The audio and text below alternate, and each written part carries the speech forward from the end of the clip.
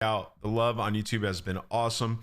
And we got a lot to talk about this week. Ben is out skiing, so we got a suitable replacement in JeremyStud. Welcome to the show, buddy. Hey guys, how are you? Buddy! I'm excited to be here. You know, the Codcast is back.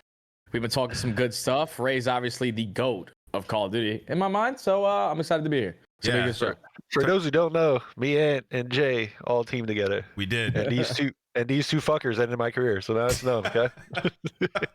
Listen, dude, Ray was just a little addicted to League of Legends, man. That's all it was. Ah, you can't even bro. We're gonna make this whole episode about that now. Holy shit. But yes, we did team 12 years ago at this point. All three of us have grown in this scene. 2 of them are active dads. I am about to be a dad, so we really are getting old, man. But I love it, dude. Life couldn't be better, dude. Appreciate you guys today. My birthday Tuesday. I'm old now. I'm even older. Oh, hell yeah. Shit. Yeah. Let's go, Graham. I owe you a round of golf, dude, when we get to Vegas. Yeah, love that. Love that. No bullshit. Unless we go to like a crazy course, then it's not on me. But it could be half on you at that point. Yeah, I got you. All right, guys. So this, as you guys know, we're in the middle of stage 2, and it's a unique format where 2 teams won't be making it. And I think it's really cool because you're seeing the pressure on these teams where there's like a bunch of extra matches, and we're starting to see it set in where, you know, some of these teams that maybe would have stuck it out a little bit longer than usual are making changes, like the Vancouver, like Boston, like Toronto, right? Because it's a huge opportunity to gain points. And another part that I think has been really awesome so far is that, you know, everybody plays everybody. So these teams that, you know, start off like 3-1 or whatever, like it can still fall apart, or vice versa. A team that starts 2-4 can still bring it back.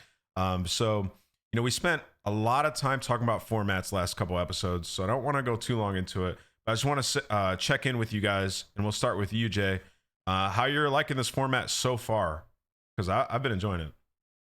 No, I'm definitely enjoying this format, even though it feels like it's forever. And some weeks, you're obviously going to tune into a matchup and know what the result potentially is going to be before the end. But then sometimes you get the surprise factor of like Cloud9 versus Paris. So it just keeps you intrigued. Everyone plays each other. You understand who's the best of the best.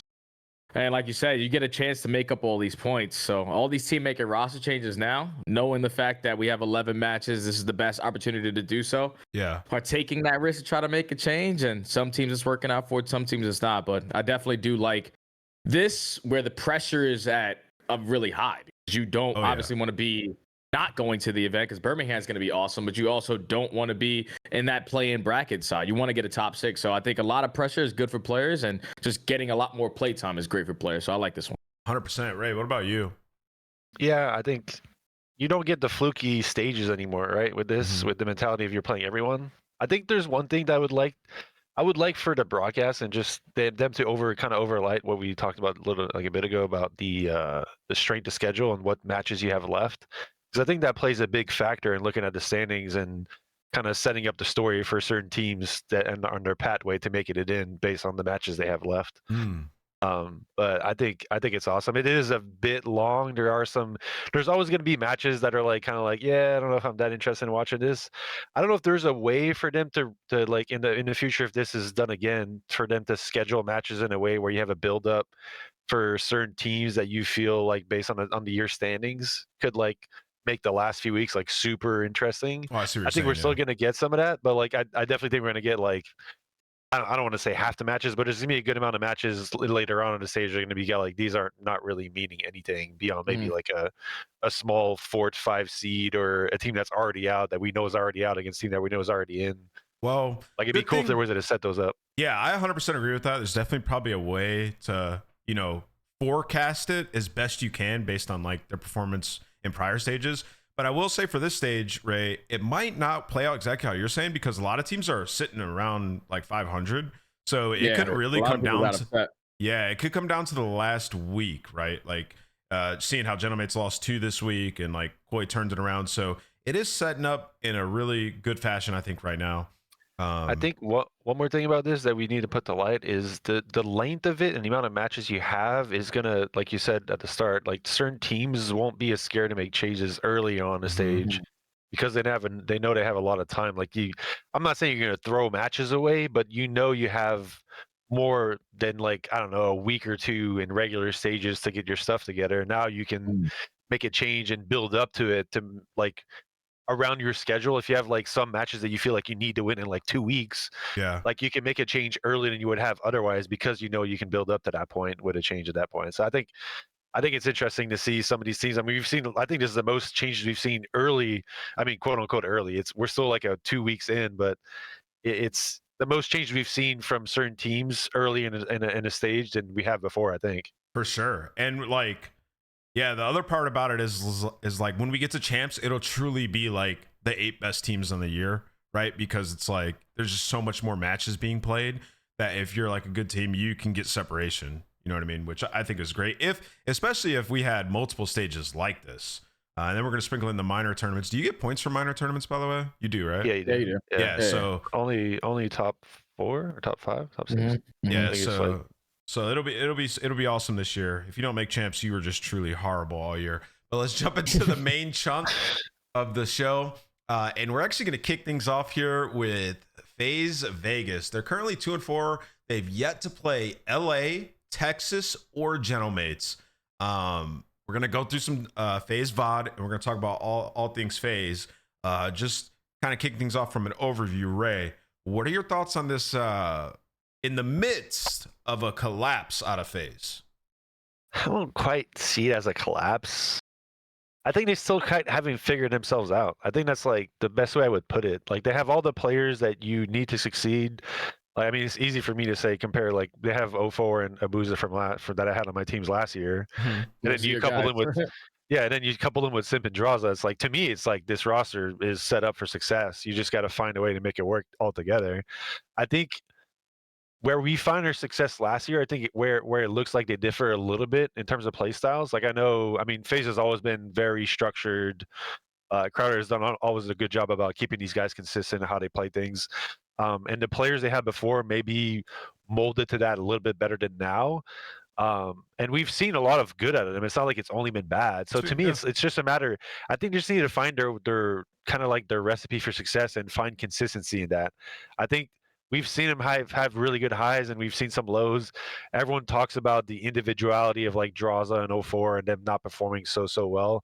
I would more look at it from like a team aspect of things, where if they can find their flow and play more, I guess, team centric in certain situations to where it's not so reliant on like covering everything, I think they'll find success really fast. And it's just, I think it's just a product of how the games are being played these days. Like you need that pace, you need that speed of like playing together and creating like little balls instead of trying to like cover the entire map at certain times. Some of the clips are going to look at will kind of put some of that to light. But to me, it's just, I don't think they're far off. I think they're just kind of like a quick mentality change here and there on certain aspects of how they go about playing the game, and I think they're right there on the top again. So yeah, I'm not freaking out. Basically, I'm not hitting the panic button on FaZe just yet.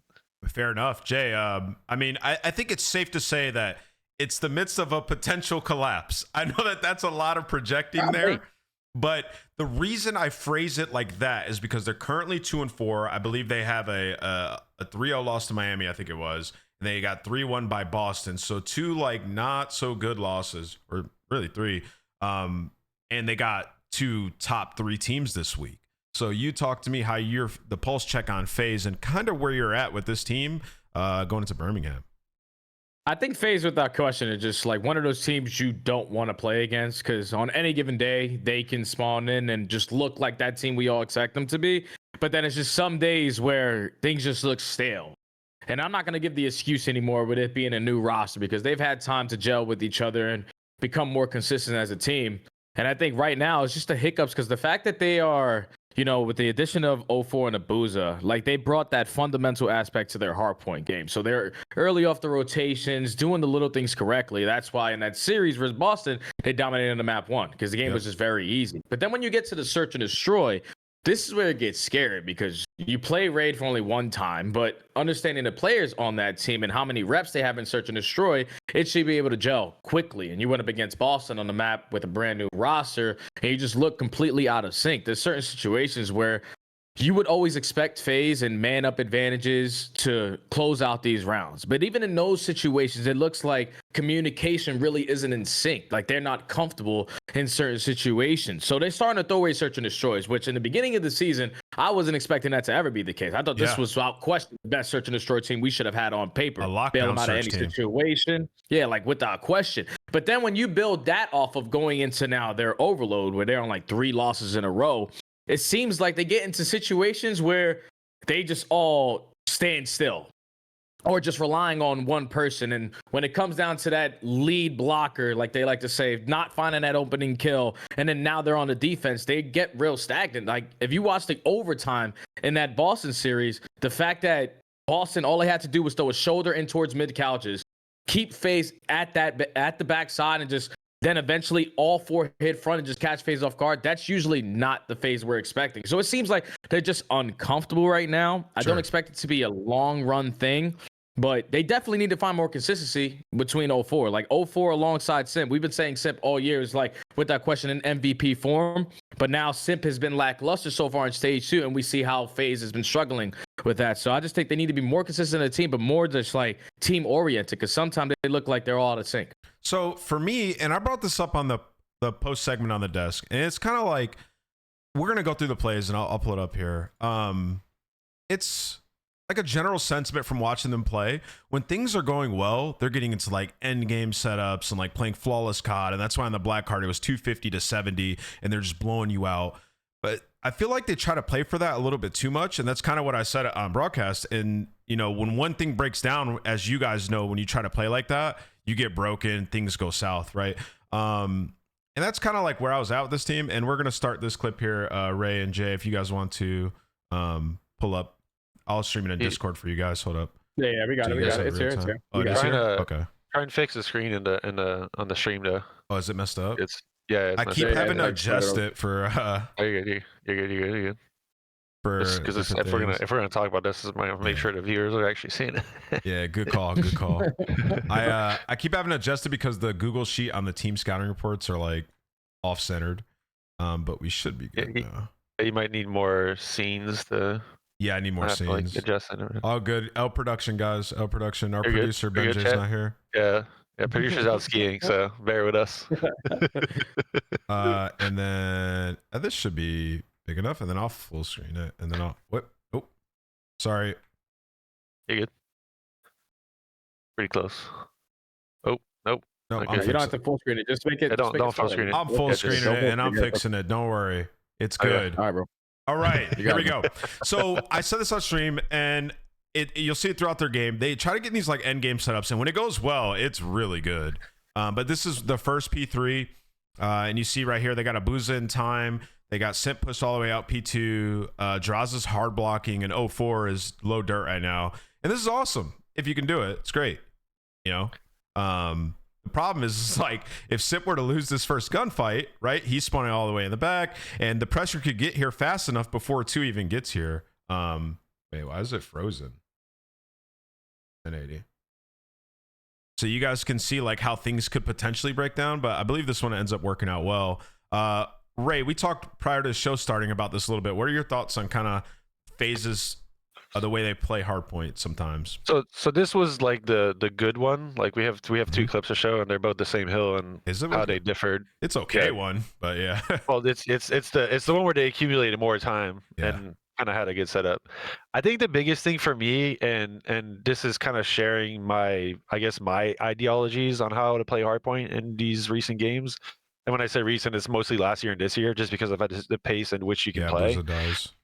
I'm always a big fan of the first people that are pushing out in line to get into fights as fast as possible. I agree. Like to me, the game's all about info. Like if you're causing impact on the front, even if your first player in line dies, you get to know where the push is coming from, and then everyone else can react appropriately, which then gives you time off spawn to get back into the play if they don't succeed in getting kills. Like that's kind of like the super fundamental way of seeing the game, in my opinion.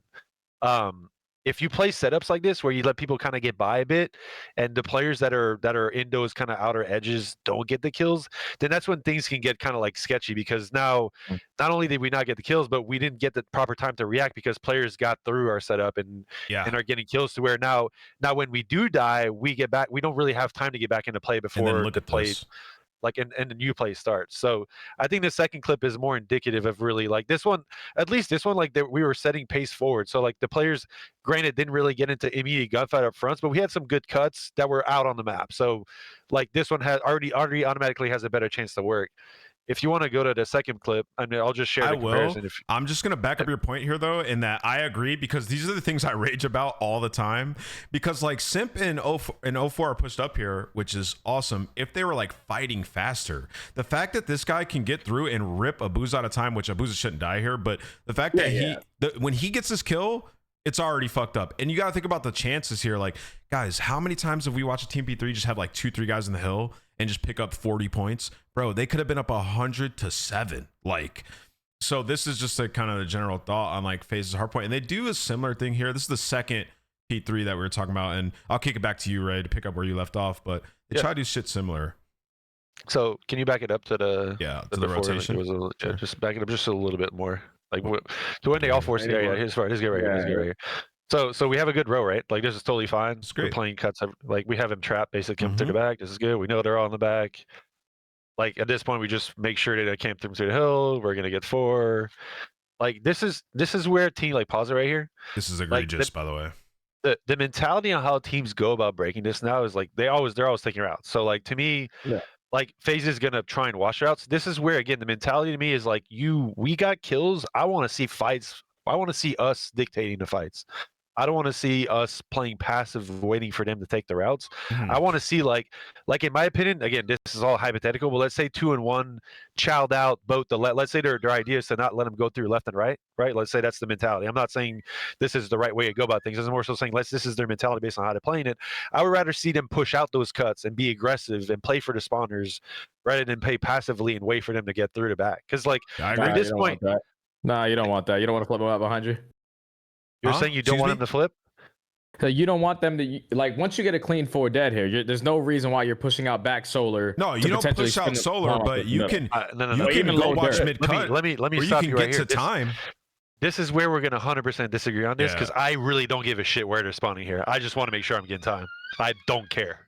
We're up 158 we're up to 158, 105. I want to see as many trades as possible happening away from the hill, to where the guy on time, like we have 1 or 2 guys on time fighting 1 or 2 guys coming the hill, and that's an easy hold every single time. If you allow players to die on the edges to where now they get space on the map and they're coming through multiple doors with 1 or 2 guys or 3 guys on time, that's when things break away.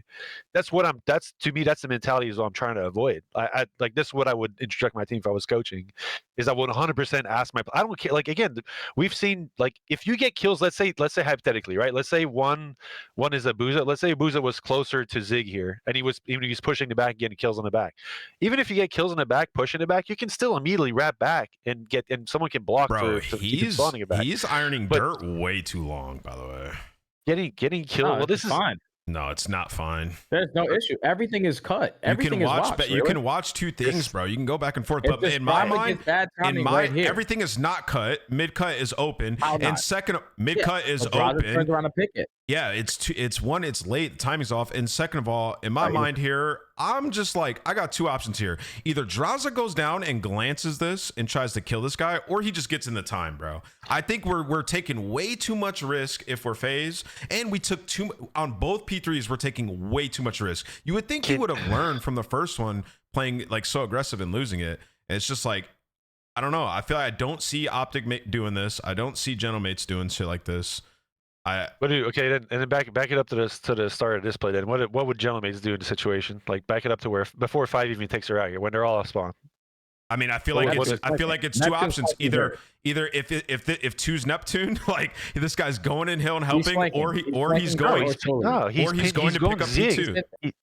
He's been. Neptune's done it zig like Neptune's pushed One or zig the like other. 20 times. You could have done it. Like we're taking. Could have done anything The here. basis of it is we're taking chows. We know where they're spawning. Why the hell are we waiting for them to take routes to guess when we can just get kills when they spawn and chow right away? Yeah, I mean, I agree. If we do die to them coming off spawn, then like at the very worst, it means they're just gonna rush through back door to try and do it quickly, and we can kill them coming out. Yeah, of and at back door. door. It gets mixy and like staggered a bit too, where they're not just getting like clean time. I hate from breaking like us. I mean again, this is not a knack at Faze or how they go on things. This is more to me holistically. Like if you look at the teams that are succeeding and how you play the game and how the success was done last year. And I mean again, I'm gonna be a little biased here about how we found our success last year is to create. You want to be proactive about what's going on. I hate the reaction aspect of the games now. Things are too fast. Yeah, You can't like you don't have time to react. If one of your teammates die on a play where you're playing passive, the play's basically already over. You're gonna have to like pop a crazy two-piece within that play to salvage it. I'm assuming. I'd rather. This is where I think Faze right here need to adjust, because I still think like even with the way that they just played that P3, you basically split time there, right? But at the ending of this is the Faze right here that's very questionable to watch. But Jay, how because much? You get to this situation right here. What happened? Go ahead. How much time do you think they've lost off both P3s combined when they were in a massive advantage in a situation? 45. 45 to 60 total. seconds. They only gave up 15. So, they gave up 15 and 20 on the first go around. But that's because Abuza shouldn't die at the hill. Like, there's no reason why he should be playing that aggressive with two of your players playing as aggressive. He thinks it's cut for him because he just got dirt and a guy in stairs watching the cut. But regardless, you could be top green, you could be black mid, bottom mid, black box. The point is, Jay, but Jay, the point, yeah, that's so like it's so unfair to say that to him because, in my opinion, like.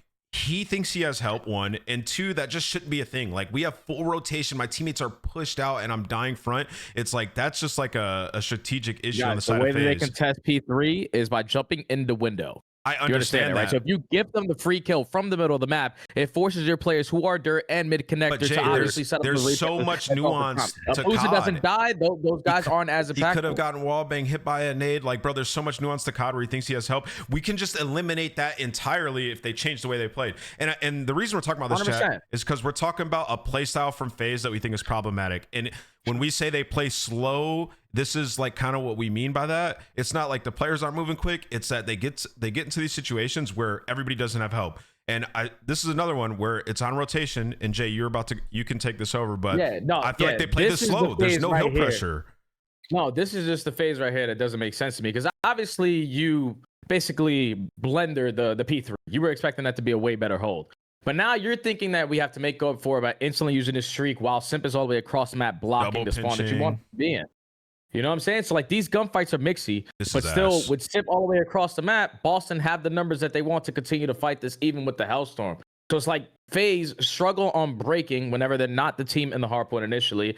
And then when they have opportunities to break, they don't even set them up properly. So this is where I think Faze truly need to work on their game. Yeah. I mean, Ray, what are your thoughts here? I mean, I wouldn't want to go like we're saying it's everything. It's not. I mean, obviously, it's not always like this. First off, like we're obviously we're picking off a map that they struggled with, and obviously had this is definitely not their best go, right?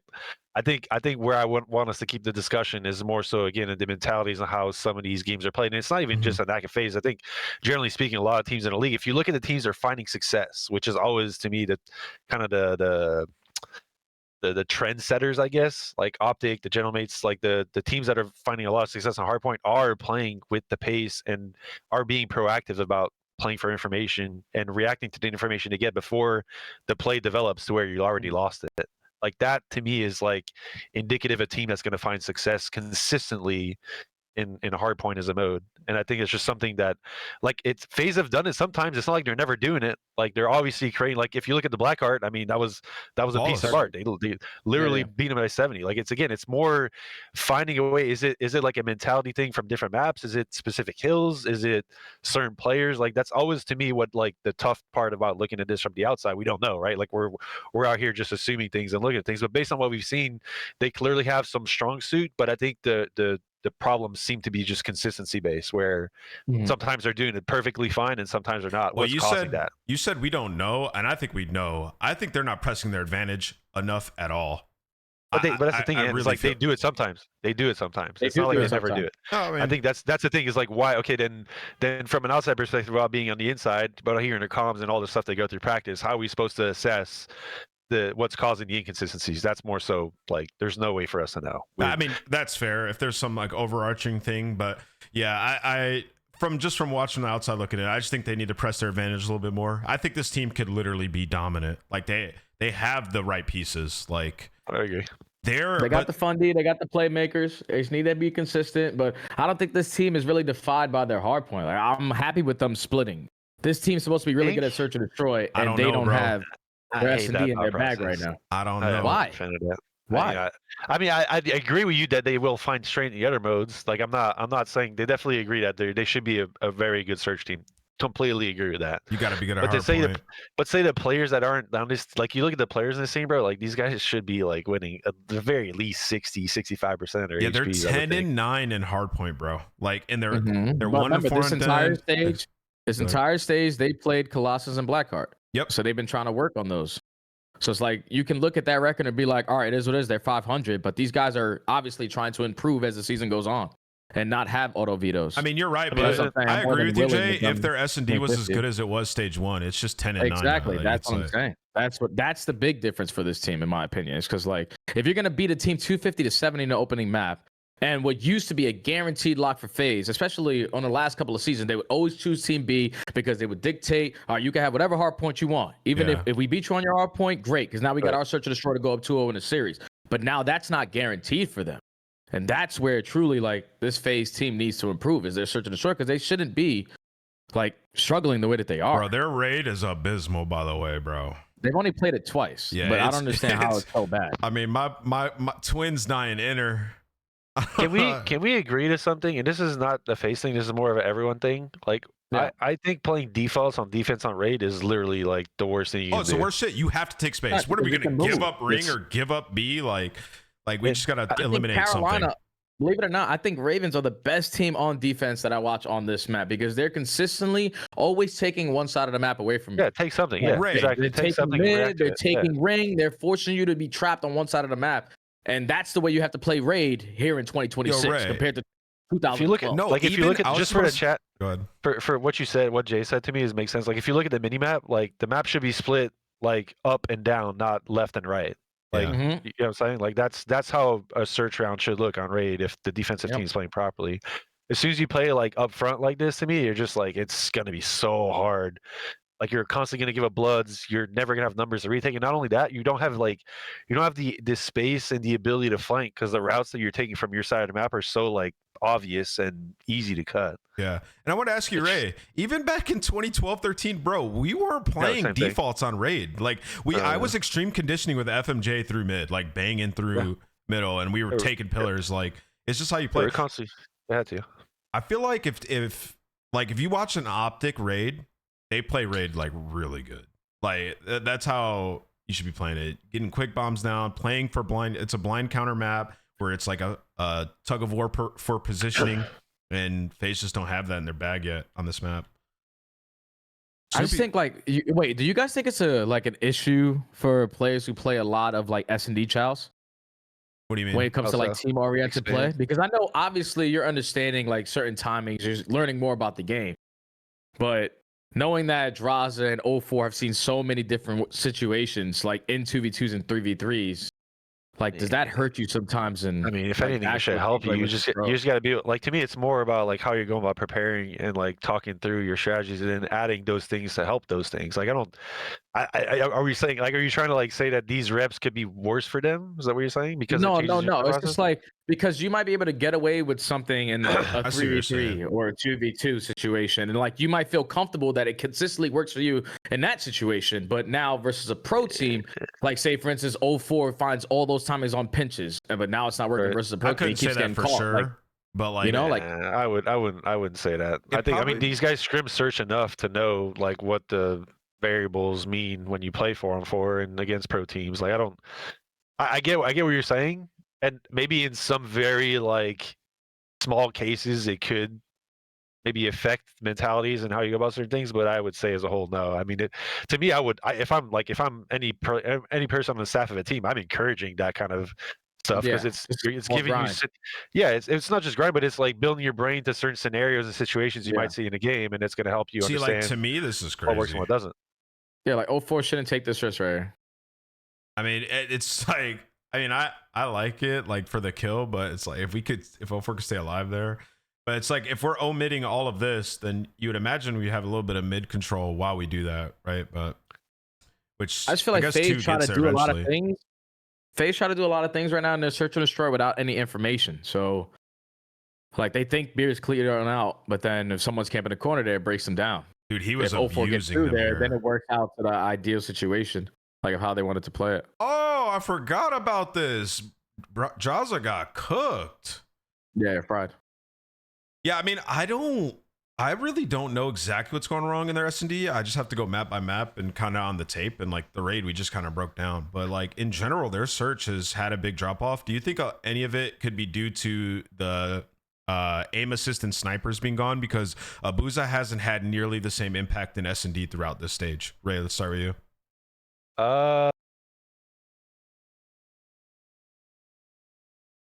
I mean, it's an interesting take when you really think about it. It hasn't really affected other snipers, so I don't really think it would affect him, to be honest. Like, I've seen Jordan shoot. I've played free for all with him, and trust me, I got no miss. I don't really think that's got much impact. To me, it's more of a map pool thing. I think if you look at the maps they've played recently and comparatively to where they found success, like I'm just looking at their stats right now. They're like, I think this is season-long stats. I don't think this is just now. But 5-on-3 Colossus, we saw him play a lot in the major. 4-0 on Den. I'm assuming that's getting auto-vetoed against him. 2-1 on Exposure. Haven't played all that much recently. 3-5 on Scar and 0-2 on Raid now. So I think it's depending on what they've been vetoing. What they veto against the Actually, I'm actually curious. Can we look at this? Can you see what they vetoed against against Boston? I'm actually curious to know. You, bro. Here, Give me 2 seconds. I think I can pull it too, actually. The Scar is a weird one though. They're 3-5 in it, but they've had some where they've like 6-0'd and got like every blood. So you have it? Okay. Yeah, Faze was team A, and they vetoed Colossus, which is interesting because they're 5-3 on it. So maybe they're like that's the thing with Faze too, bro. And they've done this for years, and I always commend Crowd on this because I think it's a good way to gain experience when you know how good you are. Like if I don't want to say waste online matches, but like if you're okay with losing certain games, it's kind of a good thing to test your map pool. I don't know if this was the intent here. It's kind of hard to tell because it's early in the stage. No, but they've been doing it, right? Because they put Colossus and Blackheart every series. Like they definitely have been working on their map pool. Well, yeah, 100%. But like, I mean, the Colossus and Blackheart are not bad maps for them statistically. No, am I crazy? They just vetoed. Are you talking about Colossus S&D? They just vetoed it because it's Boston's best search map. Is it? Is okay. Yeah. So then, there's no way to look too deep into it. It's just because they vetoed their strength and played to their. But yeah, so Jay, I wanted to ask you because it sounds like Ray doesn't think so, but for you, do you think Faze at risk of not making it into Birmingham? No, not even at risk. Not at all. No, not at risk. Even though they have a tougher schedule, like everybody says, but sometimes like you play up to your competition, you play down to your competition, and they know that they're feeling the pressure now. What is it, like 3 series losses in a row for them? Yeah. So they have the head-to-head over certain teams that they want to. They still have to play the likes of Cloud9. I think they definitely are without question going to make it to Birmingham. How are they not at risk though, bro? Can we agree 3-win gets you into the play-in? Okay. Yes, maybe. I would agree. They're playing. Yeah, no. Just don't say maybe. Can we agree yes or no that 3 wins gets you into the play-in? I don't know if I can agree with that because Surge just picked up Capsule, right? So that team's going to probably be better. It could be 4. And on top of that, who has the head-to-head with Vegas and Surge? Vegas played Surge, right? Didn't they? Yeah. They slammed them. Okay, they beat them. They're there, and they have yet to play Cloud9. But let's see. Let's see their schedules. So Faze has LA, Optic, Gentlemates still. Surge has Cloud9 this week, definitely winnable. Gentlemates probably lose that. Koi in Miami, and G2, like their schedule's not exactly like super like difficult. What? Like they got some wins in there. Where it's Are we talking about Surge here? I'm saying like it potential wins if they get better. Hold on. It's disgusting. It's if they get better. Miami's not nasty. Miami's been falling off, and then we're going to talk about them. The respawn has not been as good as what people think. And Koi outside of Den, we don't know yet. They'll probably lose this. Cloud9, they could definitely win.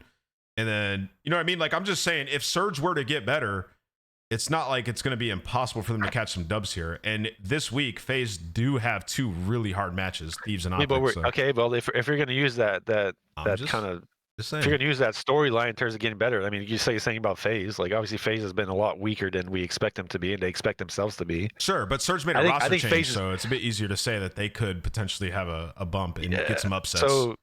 So here's my answer to that. Have you been watching Elite a little bit? Have you seen Abe playing Elite? We watched a little bit yesterday, but everybody who goes down from pros like to the Elite. Abe's been playing really well in the Elite. Yeah, they've been doing their thing.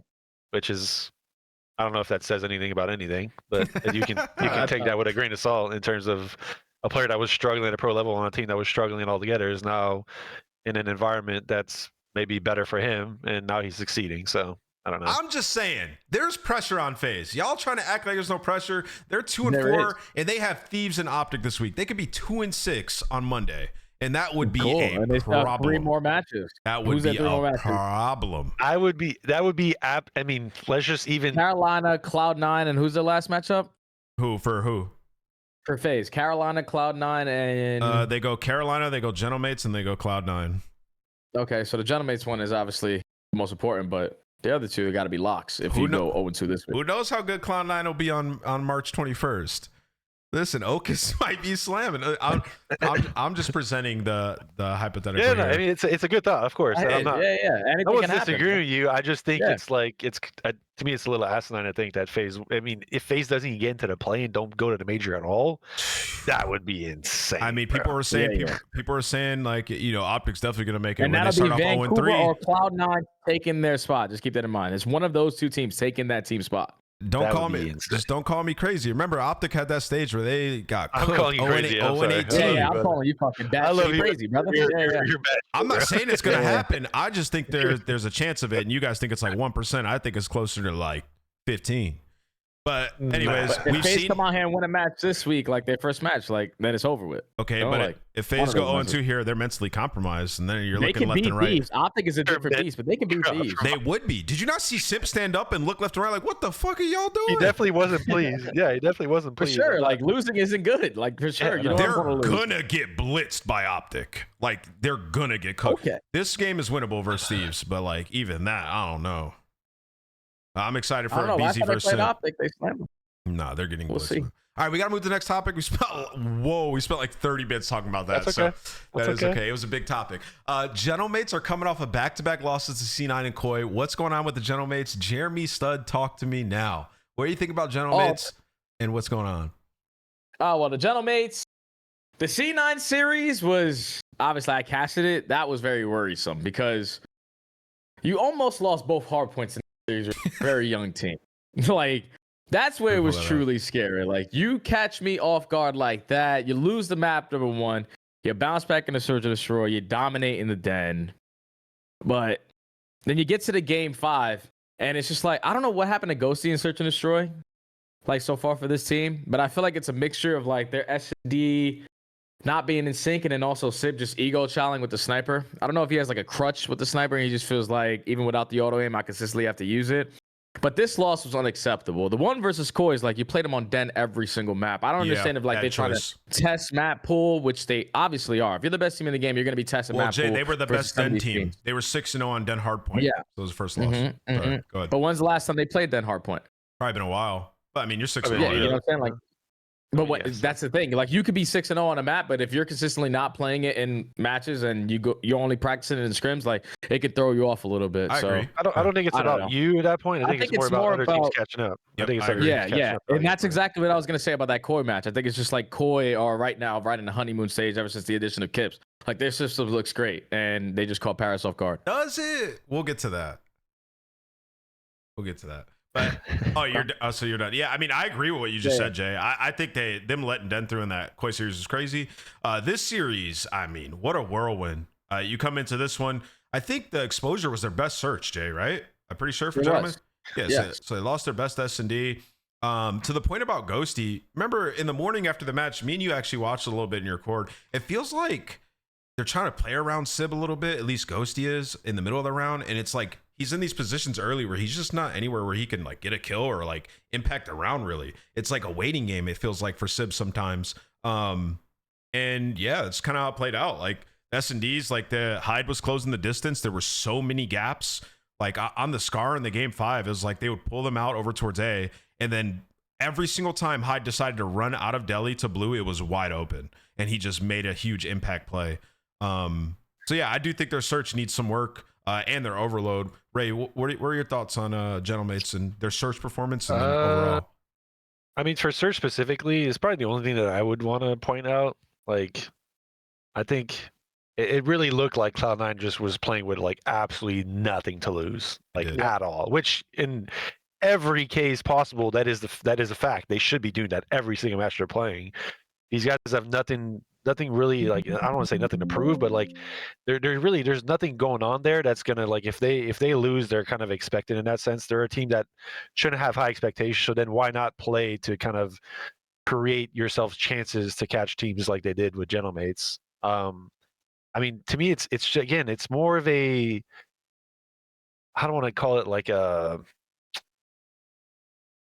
It just shows that a team that is setting pace, that is playing actively to create things on the map, being proactive about what they're trying to accomplish, can win against a team that is maybe not doing that in the moment. Yeah, Gentlemates has, for all means and purposes, Gentlemates has been playing how Cloud9 played against them for most of the season. You could argue that, to me, that's one of the main reasons why they won Major 1. They're the team, like, Nep is always rude. Travis's like impact is insane on the map. And as a team collectively, when they're following that up, to me, they show success all the time. Like, it's just, they didn't really seem to bring that this match. It seemed like they were, I can't believe, like, the fact that people are saying that some of the teams aren't trying in matches, like, you have no idea how much that bothers me. You have no idea how much that bothers me. Like, I can't believe that. Like, even if that was something that a player had said, and I still wouldn't believe him. Like, it doesn't make sense to me that a team, in any case, especially a team like this, like, to me, like, if I'm Paris, if I'm like anyone on the staff of Paris, or even the players, bro, like, I'm treating this as like I'm playing even harder against these guys, because I want to slam them, like, to a point where it's like, I it's agree. Showing how good we are when we can get our kills and can do shit. I casted this match, right? So and then we went into a listening with Paris, like, on map 1. Their energy was at an all-time high, and I actually compare it to the last time Cloud9 were on the screen, this time versus Optic. Optic sounded like they woke up 5 minutes before they were going to play this team. Still 3-0 them, but the Paris were locked in. So I think they were playing them with the utmost respect. It's just the unknown factor of the way that Cloud9 play catches you off guard. And that forced them to be a little bit, stagnant in their pushes and playmaking ability. I mean, a lot of these rounds, if you go around, are just kind of lazy. Like this round, like a guy just crawls across, and it's like, we have no info. We're like, dude, we're all checking that. Like, they just don't check it here. You know what I mean? So even though, and to your point, Ray, I can barely not try in a ranked match when it goes south. So I don't believe that. Everybody's the best. There's no COD players that are at the height that are like actually not trying. If people say that, they're literally capping, bro. Everybody's trying to go off. Everybody's trying to win for the most part. In your guys' thought process in that sense, like, just kind of more bringing up what you're talking about to a little higher, and question for you guys: do you feel like Cloud9 won this match, or do you feel like Gentlemates lost this match and how it was played? I think Cloud9 won. Yeah, I would say Cloud9 won this. It's as crazy it is to say that, right? We're talking about the Major 1 champions. It kind of looked that way, especially at least for Surge specifically. Maybe for like HPs and whatnot, like, that's definitely not what we're used to seeing. Like, I mean, even the one that Gentlemates won was pretty close. Like, like Cloud9 looked like they were a contender that whole series for the most part. Yep. Like, bro, if you make lazy plays, crazy. you get lazy results, right? The overload. Yeah, the overload. Yeah, that's everything else was like Cloud9 wanted to win. You could just tell. Paris were fighting, but Cloud9 just wanted a little. And they played like to be fair, all the Cloud9 players played pretty well. Like, no one really had Hyde took over in a search and they all had their moments. Like Jay's Discord said, no one's a banger. Everyone was playing. Everyone was playing good. So Jay, it's like, everyone gave me 25, man. See, Jay was tweaking when this happened, I remember. But yeah, I mean, lazy plays, you get lazy results, right? Like this one, we're double banging flank. And look, this is what I mean about the ghosty thing, where he's kind of playing around his team a lot and he's not really in big positions. Like here, he's just sitting all the way back, right? And then he gets screwed because no, I know it's a play call. So they double flank, right? And then his job is like make sure nobody gets through mid. And then Sib dies to encourage top hotel. And now all of a sudden we're like, Ghosty's like, shit, they could be deli, they could be planning, like, like he's kind of in a hell spot, and that's kind of what happens. And then after Sip dies, they commit to this flank. To me, another lazy play in my mind, because we don't have info. We know Encourage is at A, and we know like there's one guy here, right? So I do think C9 won. They made really good plays, but there is an aspect of like, is this just Gentlemate's S&D game, or was this like not usual of them? Because there were some lazy plays, but I feel like they might just play like that in general in search and just take some chances. I don't know. Nah, they definitely takes chances. But, no, 100%. But some of the chances he took in this map were just egregious, bro. How do you guys feel Like, about what that? How the he plays heck as a sniper on this? Like, I on love Scar the fact that specifically. he roars with the utmost confidence, isn't afraid for a child, but there's just some times where it's not necessary. And in this game, I feel like there was a lot of situations where he dies. Like, even in that round that we just watched, like when you get the first one on the pinch, there's no reason why. Like, based off of your play call there for double work pinch, Ghosty to sit all the way back in motel, and you just scouting top green, for you to die to encourage. Like, some of these rounds, too, single-handedly, he's winning them these rounds. It's just some of them he's also a cost. It's somewhat forgivable to me because he makes a lot of plays, and I think you lose that aspect if he like tries to change his game completely. So it definitely is situational. I probably would like bring it up, like, yeah, hey, this maybe lost us a couple of rounds, but I wouldn't like overtly tell him to stop. I just think talk about this round. I think the rest of I think that the last thing I'll say on that, I think the rest of the team just kind of has to deal with that and like step up in the rounds that happens. They have a good enough roster to do so. I just think as a sniper, bro, like I used to do it, and I know that you can change your play style up to be more consistent. You don't have to take away your confident plays of like taking certain positions away or going for quick scopes. But it's just like when it comes down to it, and I need to not die in this scenario, yeah, let me not go for a quick scope. I hate this so much. I hate it. I hate getting flanked deli here, bro. Ray, you said you wanted to talk about it. You can't do anything about this. Well, just go back before it. Like when Envoy tries to plant. He planted on the left. That's just a plant spot. He's scared of the slide out here because like sometimes they can get you on the backside. Should someone not be supporting that? I feel there should be a guy low boxes here. The support is a sniper. The support is a sniper, but he should be. I gave him no info early on. There should be a guy low boxes here watching this. You know what I'm talking about? Like right behind the bomb. Yeah, Cloud9 does get good timing on this. How they get proactive at the map. To be fair, like you don't spot them for 30 seconds if you're Gentlemate, so you think you're gonna plant it on a spot that you can potentially set up Neptune for a clutch. Yeah, but when I watch, you can see it from mid. When I watch other teams on this map, though, I feel like when this happens, the guy dies on bomb, they'll like hold it for a second. If there's nothing there, they'll go back and try to get a pick mid or deli, right? Instead of like staying here in like this stalemate, because you know there's probably a guy top green. It's happened twice, and if not, then they're here watching it. But it's like this happens too often to ignore the deli pinch. Like as soon as it happens, I'm always like, all right, there's gonna be one flanking, like. But that's hindsight. I get that. It happens too consistently. But anyway, they end up losing this. Yeah, this was just like they were just banking on the playing spot. Like they didn't get any info in the first 30 seconds there. And then once Envoy tries to go for that angle of the plant, Cloud9 just check it. And at that point, breaks then completely down. This round almost checked me out because I didn't hear the Hellstorm. And I just saw Sib run into Deli. But nah, Cloud9 at this point just pulling away. So in your guys' mind, like what needs to change for Gentlemates to like be a little bit more consistent in their search and destroys in some of these situations? Ray, in your mind, what do you think? Would you change anything? Not necessarily. I mean, I've always trusted on Envoy's capability of like he's a really, really good like leader in terms of how they go about things. I'm pretty sure they said Sib calls a lot of plays for them too. I bet he does. If I'm not mistaken. So I think they have really good kind of minds to go about things. I think again it's more I hate using this one match as a kind of a baseline for saying that they're having issues. Like if we really talk about Major One, they didn't search basically win a Major One. It was to be fair was off a lot of clutches. Like so you can kind of argue that like maybe they weren't like the steadiest. Maybe we're holding them to like a higher standard that they actually showed because of the fact that they were clutching a lot of these rounds. But I think it's still early in the year for Search too. Like there's still a lot of things that teams haven't kind of, I don't want to say figured out, but like the meta in which the proactiveness about how you go about playing the maps are going to change because now it's about countering what teams typically do instead of just figuring out like the immediate counter. It's like countering the counter. Yeah. So I think it's going to be. I'm always entrusting these guys to the players that they have on their team to be really good. And again, having worked with Travis last year, like I don't have any inch of doubt that these guys will find their way back and succeed. Yeah, it does kind of just feel like the rest of the league's catching up a little bit, and they're just susceptible to a search loss more often than they were stage one. And you know, some of their best maps that once people have figured out, they start to veto, and it becomes a little bit more difficult. We'll really be able to assess this like when they pivot, obviously now, and like maybe revamp their game a little bit, come correct and search and maybe work on their den back to where it was, right? So it's going to be ebbs and flows to every team throughout the season, and they're just in a spot where everybody's watched their VOD to exhaustion. One thing before we move on from that, I'm looking at their stats right now, and they do have den search seemingly as an auto veto. They vetoed it 14 times. 0-1. And their second most vetoed after is Colossus. Wait, really? Yeah, so they're 4-1. Yeah, but 2. Yeah, but they have 14 might have been an early vetoes of Den, and then the next closest one is Colossus with 2. So then they don't like to play. So I think it's important if you're going to be a good team and you're like going to be consistent to not have auto vetoes, because again, then you have the matchup.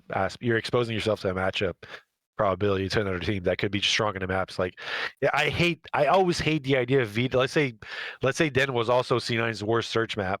Like, why are we vetoing that? Like, you shouldn't be in a position as a top team to put yourself in a sense that you're forcefully playing another team's good map, even though it's a good map for you too. Like, I want to play the map that I know I'm going to have the biggest difference maker to their team. So yeah, I agree. That's why I hate auto vetoes. Absolutely. So I think we covered Gentlemates. I think all three of us think they're going to be fine, and they're still a contender. It's just the natural flow of a COD season.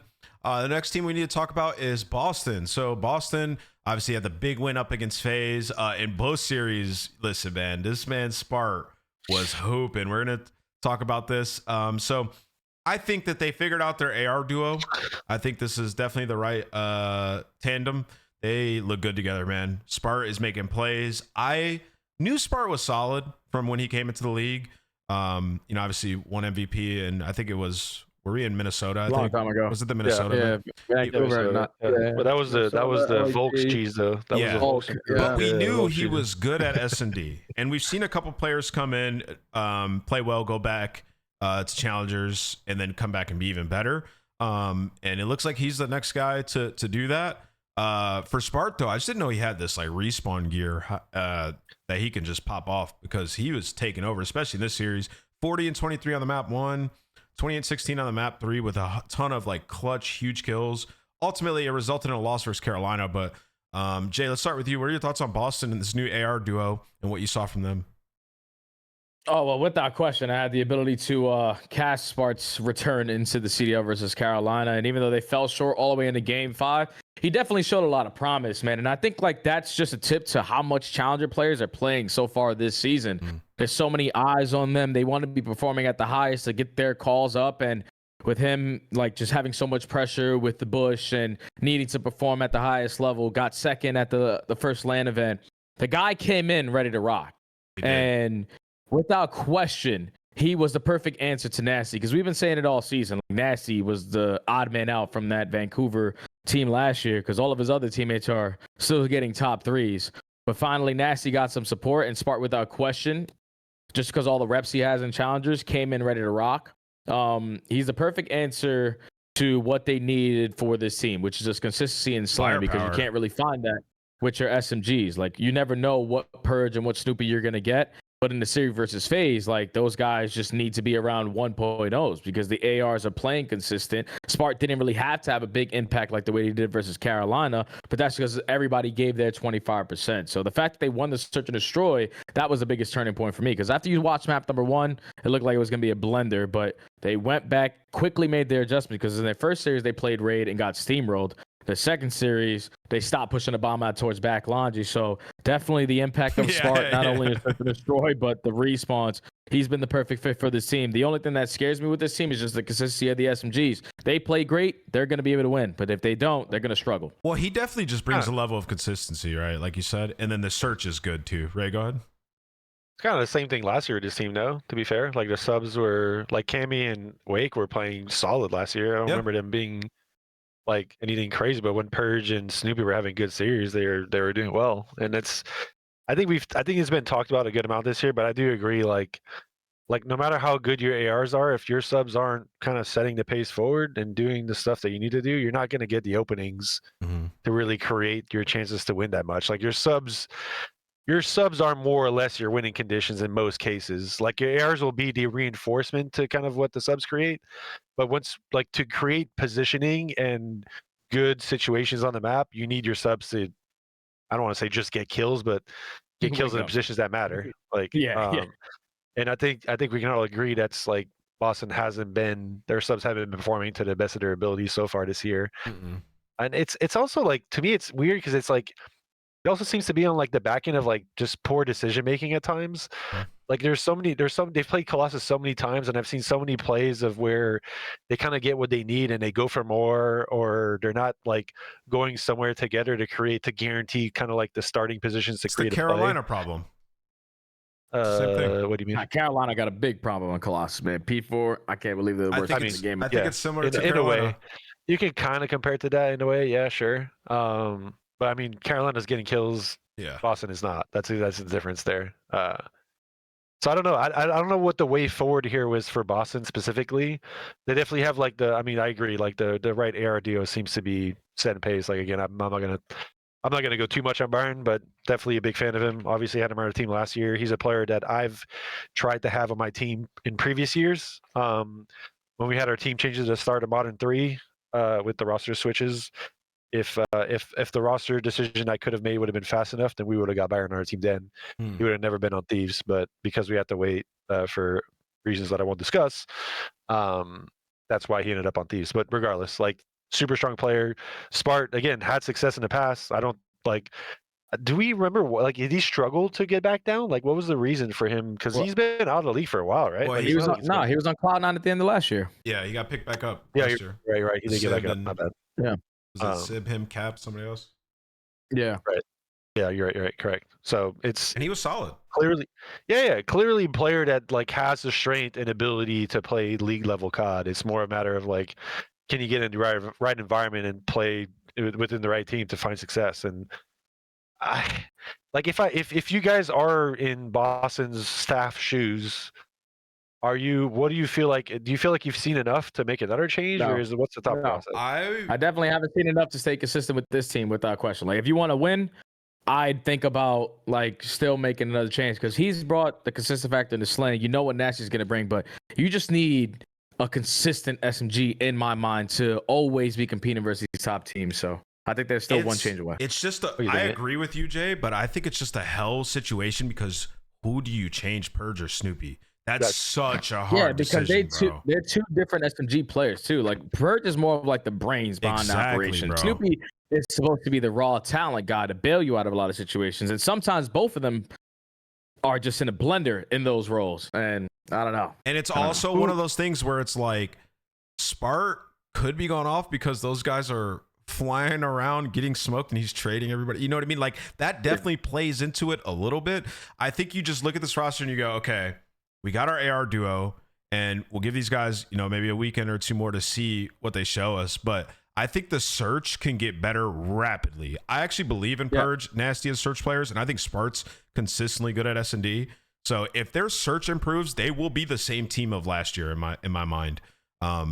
Where they remember they had some lockdown searches last year. We talked about this a lot. The Hacienda running around making plays. Vault, they loved it, right? So if they can get a couple search maps in their bag, and this team is, I mean, realistically, you know, peak of a top 6, like they were last year, maybe a one Sunday. But yeah, I mean, it all depends. If Snoopy and Purge keep playing like this, then you have to make that hard choice. I just think it's too hard to pick between the two right now. Like I honestly couldn't pick one.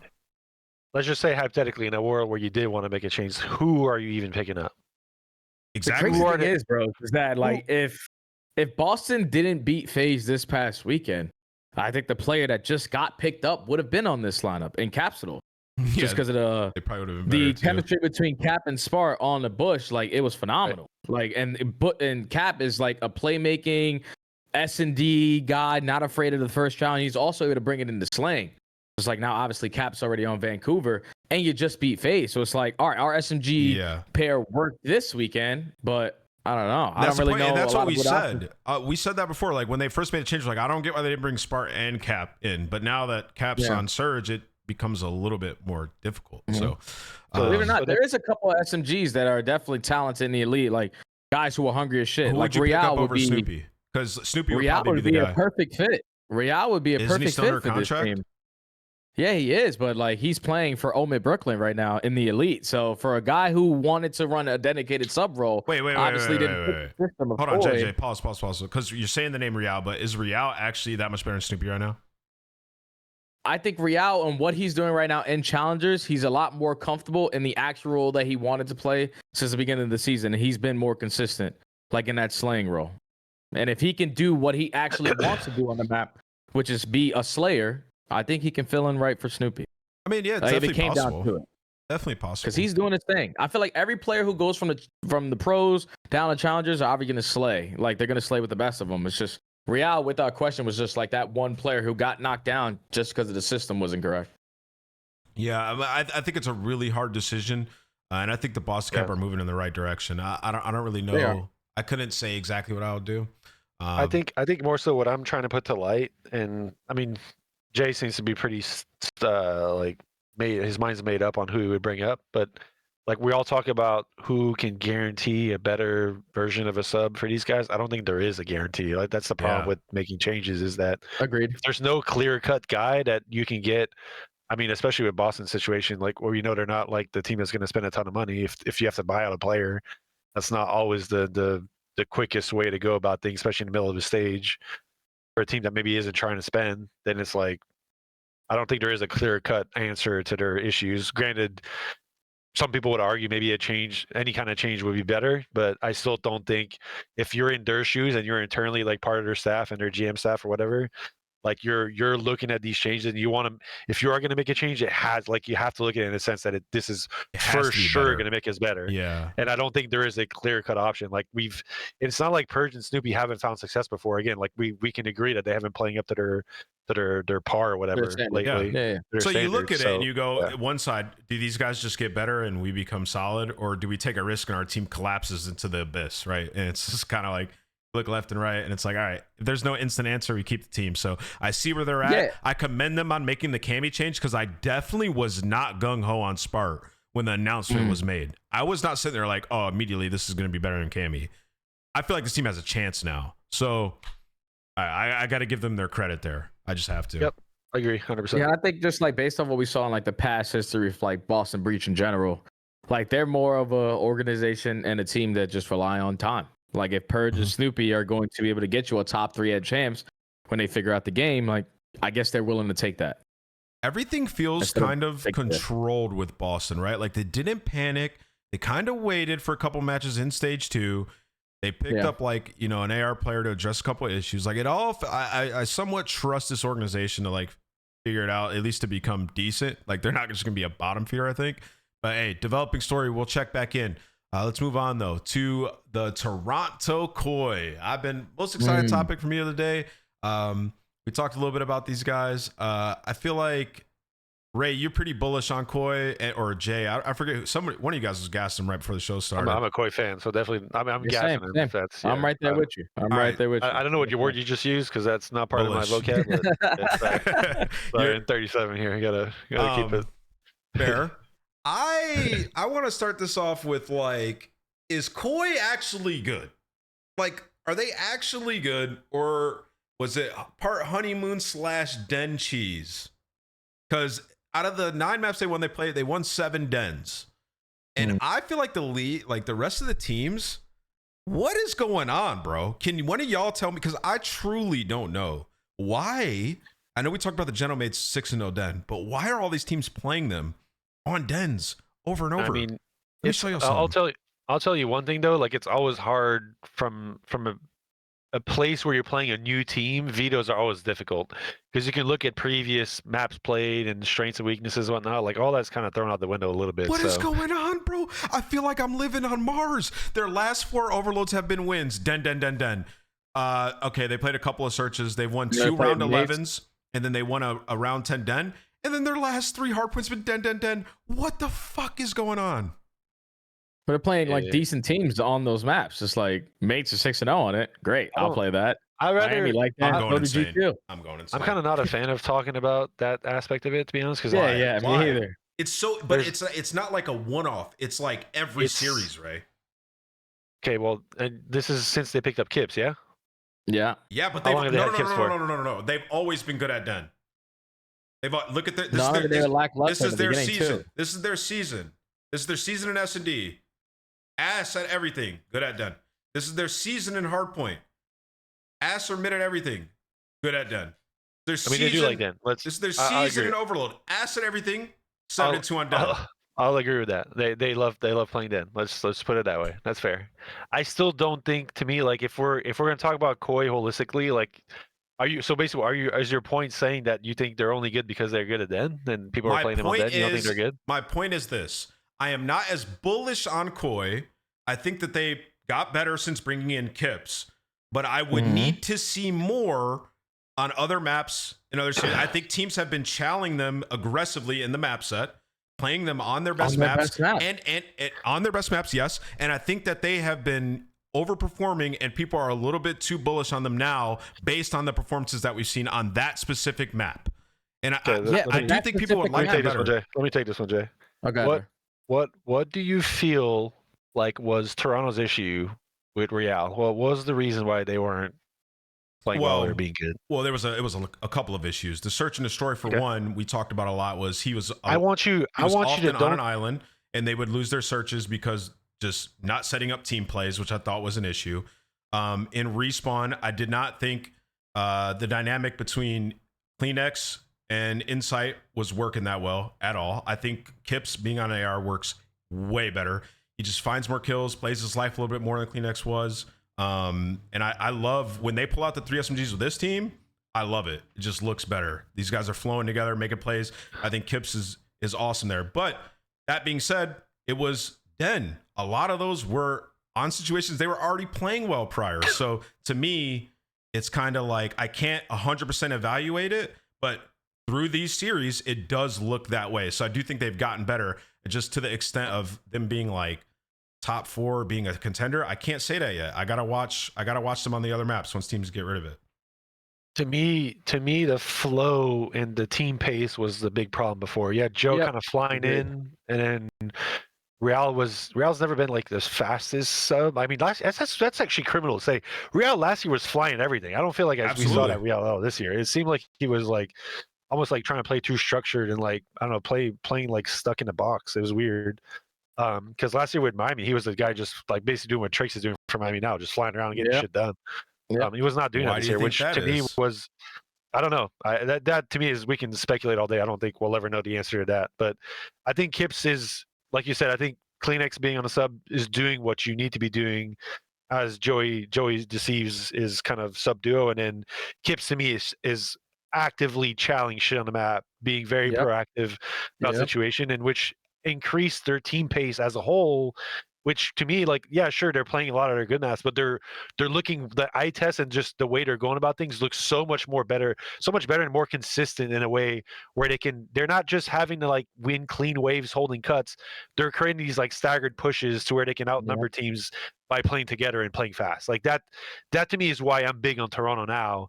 Way more so than before. Even at the start of the season, like I didn't really like, even though they had a good start here. We talked about this before, but I wasn't super big on them then. Like it just seemed like they were kind of winning all the gunfights and like the win condition that everyone was like laughing about. But Joe was going crazy, right? Like if you have a player having these, like if your impact players having these pop-off performances time and time again, your team's going to look good for sure. But I think to me more so now, if you look at their last few matches, they haven't needed, like Joe's had some good pop-offs, but they haven't needed Joe to pop off to win these maps. Well, Jamie's been playing really good.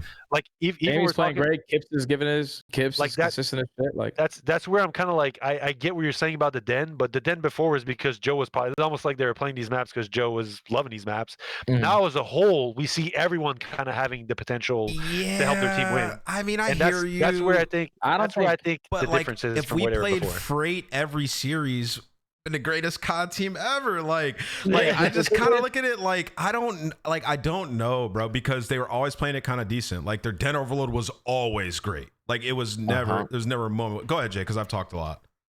Yeah, no, it's fine. It's just like I don't think this is map specific for how good this team is, because they played Den versus Gentlemates, who were 6-0 before they lost that map. They played Minnesota, who were 4-0 on Den Harbor before that map. Then you think about the overloads. That's basically the only overload both of those teams played, and the same thing could be said for Miami. So it's just like they played other teams on their best map, which happens to be like their own. So it's like, even though it's only Den, they're taking down some of the best Den teams in the game. And that's just a true testament to how good this system is now. with just the pressure that they have, and with Kips being able to go from AR to SMG and allowing Toby to be more fluid on the map, just more loose on the map. I think without question, Ray hit it on the head with just the system with that they have built. It's more consistent regardless of the map that they play, and you can just tell by watching. Let me lock this fucking rebuttal from Ant coming in a few weeks about if they play different maps, start losing, bro. Like they're gonna take time to get better at those two. Don't just come in next week talking about they played something else and they lost. The system is good now. Reactionary shit. Like I guarantee you, even if they play other maps and they lose, I guarantee they're gonna look better and have a better chance to win these other maps than they have now. Like this team actually looks good now. Okay. Like I'm actually like the way they're playing now. To me, I would be surprised if Toronto isn't top 4. Like at the very least, minimum top 4 making Sundays for the rest of the season. Also, Looney, to your point, even this match, I'm not super impressed because you guys trolled your ass off. You guys didn't rotate a single hill on Den, and then on the raid, you guys freaking scammed back laundry twice.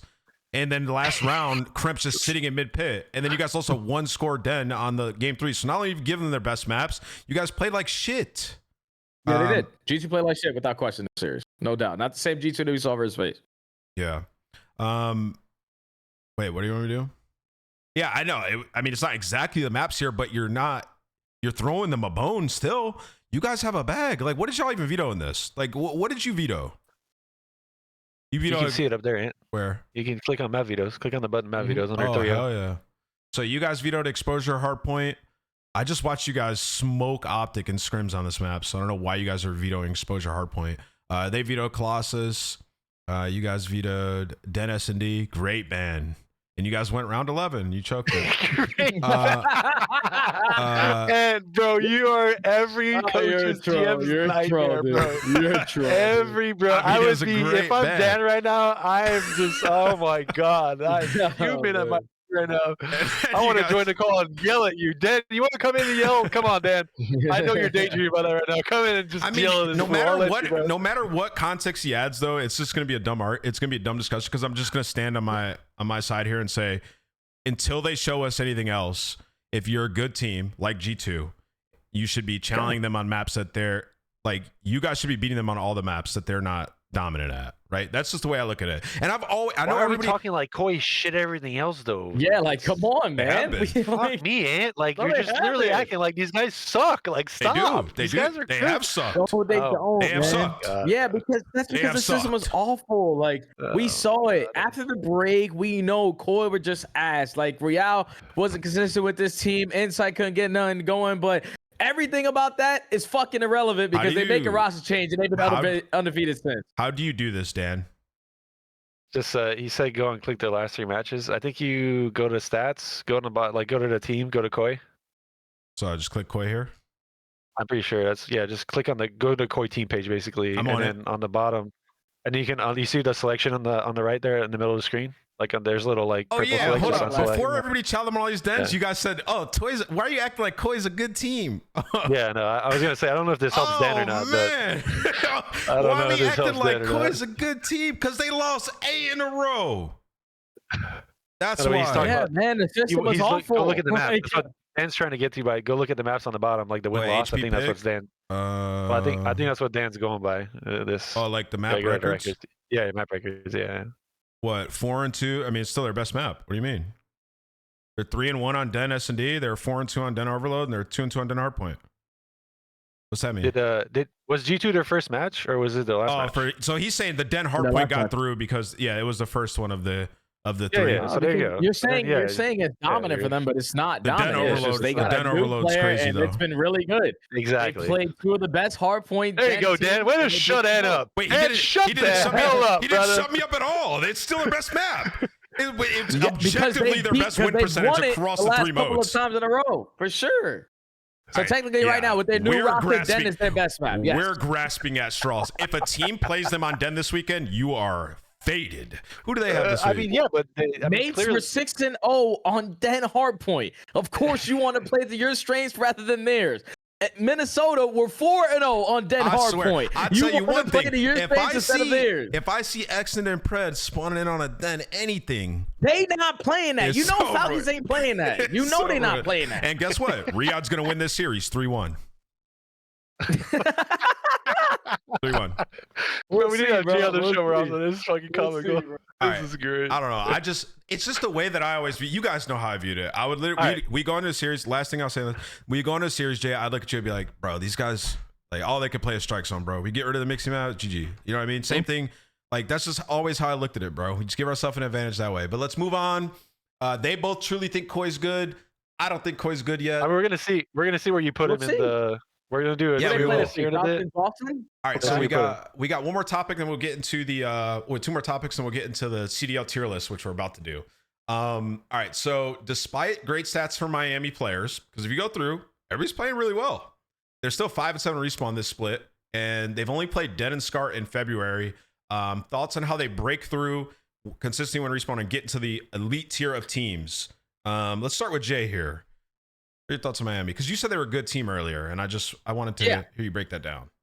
I think Miami are just one of those gritty teams that you really don't want to play against. Sometimes they're hot, sometimes they're not. S&D is always basically guaranteed because Super is going to be double digits, but their respawns are very questionable because they're one of those teams that are really good at playing ahead. But when they're not playing ahead, when they're playing from the back foot, that's when they struggle. The only teams that are able to come back, like when they're playing from the back foot versus like Boston, when they had that insane comeback on Scar. But versus these top teams, they're just struggling to keep up in the slaying department. When I look at Rencore and Super, I think without question, they're one of the top AR duos that we have in the game.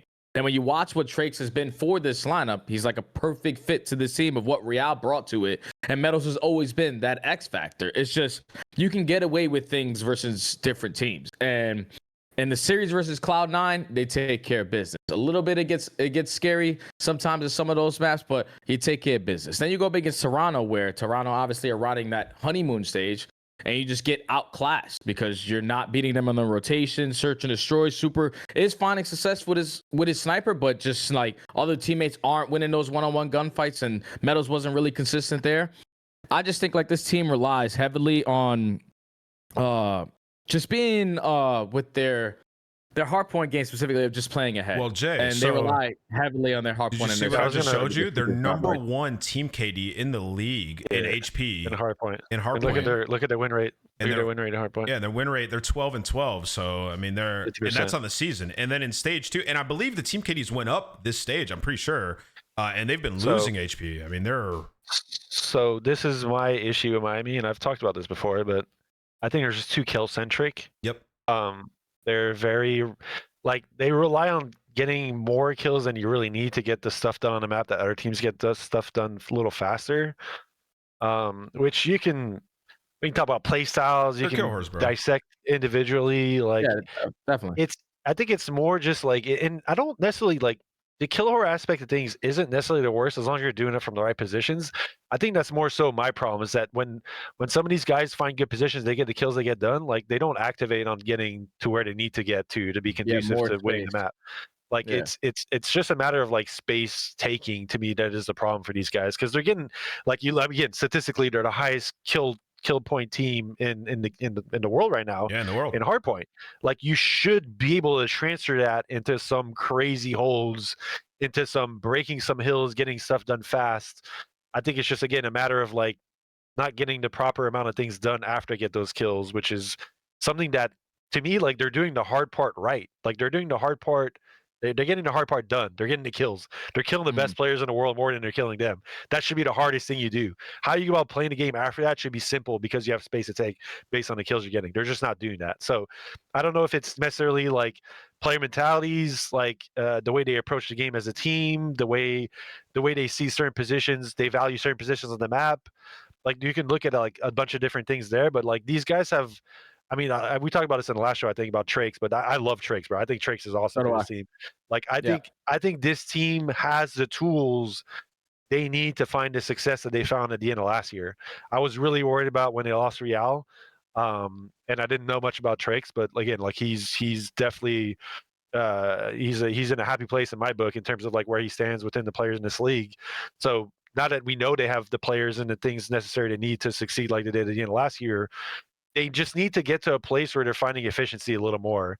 And we could argue, like, even last year, I mean, they got Super at halfway point last year, right? If I'm not mistaken. Yeah, it was stage 3 or maybe late 2. Completely.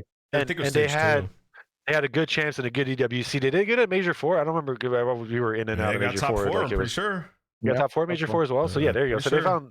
they found a lot of success later in the year, which I think they have the pieces and the mentalities that like they just need to find the mentalities that whatever was driving them to succeed at the end of last year clearly isn't the same now. There's no way they were slaying as much as they are and being the lack of efficiency is where it is now. Like it's impossible to play that Whoa. well for 3 majors, 3 big tournaments in a row and not find the success they The did if they're not style playing that they the right way. play of HP at least from last year should be so good in this game.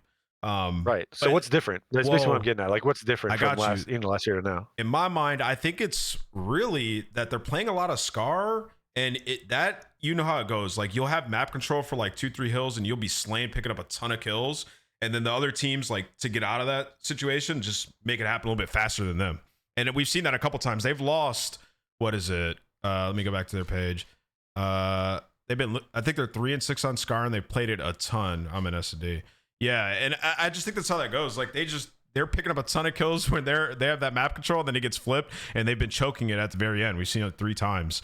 I think that plays into at least the statistics a little bit, but also like that style that worked so well for them last year. You can just get punished in this game a little bit more on some of the other maps, which is why they're getting rid of them a lot. Like they're auto vetoing Colossus probably because Super and Rancor, like they don't have a third SMG that's willing to get super mixy on the map, and then their Scar's bad, and people are getting rid of Blackheart against them. So yeah, I mean they need another map in their bag. It needs to either be Colossus or Scar needs to get figured out. And like you said, they need to capitalize on their kills a little bit more when they do have the advantage. So a lot of things going on. I think realistically, it needs to be Colossus that they need to add to their pool, because right now it seems like when you look at their maps, they're playing heavily through their ARs. Like we know what Rancor and Super are going to bring, which is slaying, but it's just like when you're playing maps like Scar, and when you're playing maps like Den, your SMGs can't really get into flow state, and they're forced to be, going between an M15 or a Dravik. So I just think Miami right now are playing more around their ARs, but they need to play more around their team in general and just like start playing some of these SMG maps. I know Blackheart isn't going to be an option, but Colossus they need to get more comfortable at. Yeah, they're never playing Colossus. They're 14 vetoes on Colossus. Like, they need it because all the other good teams in the league are really good at Den hardpoint. And the best teams in the league are able to manage all the chaos on Scar. So like if you're always going to square up versus the best teams on those kind of maps, that's where you can't really find consistency in your game. So I just think that without question, you need to throw them off by playing like the Colossus. Like, without question, Colossus. They just keep getting put in a green blender, bro. Like it just keeps happening. Where would you rank this team in terms of AR duo within the league? Oh man, across the board, what they bring to the table. I mean, it's a top 4 duo, probably top 5 duo, top 4. I'd say top 4, top 3 potentially. I mean, let me go. I'll go Dashy Merc. You got Dashy Merc. I'll go. I guess Neptune. I guess Sib and Ghosty, right? Like you have to put them up there. Like they won. Yeah, Sib, like, Ghosty. You just have to put them above there. But then after that, it's just like I'm putting them over Abuza and Java. Yeah, I am, and I'm definitely putting them over Insight and Kips. And I'm putting them over Neum and Scrap. Yeah, third. I put them at third. I'll probably go. I don't know if I put him above Neum and Scrap. I know Neum's new, but I am. I don't know if I put Scrap is like Scrap is always gonna get his. But I think between what Rancor and Super both bring to their team, like Super specifically in Search and Destroy, and Rancor always in Respawns, I'm taking those 2 over. I ain't even gonna lie. I'm taking MC over both of them. So I'm putting MC by himself. Wallah. Yeah, Wallah, bro. I'm taking MC and Kismet, dog. Yeah. So like sure. more so like even if it's not specific to where they're saying, like us saying that they need to play more sub-based maps when their ARs are clearly. I don't agree with that. If not the main reason. I think they need to figure out their Scar. It's simple as map. Well, to me, it's more the aspect. I think to me, personally speaking, I think they just need to figure out, like, especially if they're like Rancor and Super, obviously kicking ass. I think they just need to find a way to be a little more efficient with their kills. I think it's as simple as that. Like, I don't think we need to like go too crazy depth on details. Like, if they can find a way to get to better positions after they get their kills, or be a little quicker about getting to those positions if they're already doing it, then I think you immediately start finding more success. Because getting like slaying to the amount they are now and being 50% at hardpoint doesn't make any sense. Yep. Like, you have to realize that something isn't adding up there. I will say, if there's anybody that knows how to get efficient kills in COD, it is Ray. He didn't get a lot of them, but they were important. They were... I'm the efficiency boss. I gotta. I mean, fuck. If I'm only gonna get 10 kills a game, I gotta make sure they count. They were all 10 impact. All right, yeah. I mean, I think we're kind of the same page with Miami. They're in this like gray area, dude. They're so hard to like because you watch them and you're like, damn, this team's good, bro. Then it's a close game. It gets away from them. You know, their team clutches up and you're like, what happened? And all of a sudden, you know, we're in a game 4. It's a must-win moment for them. So yeah, Miami desperately trying to get back to form. I do feel like Trakes have been playing really well, but if this continues, is there a world where Miami just like puts the panic button and goes and grabs Real? Nah. You don't think so? Nah.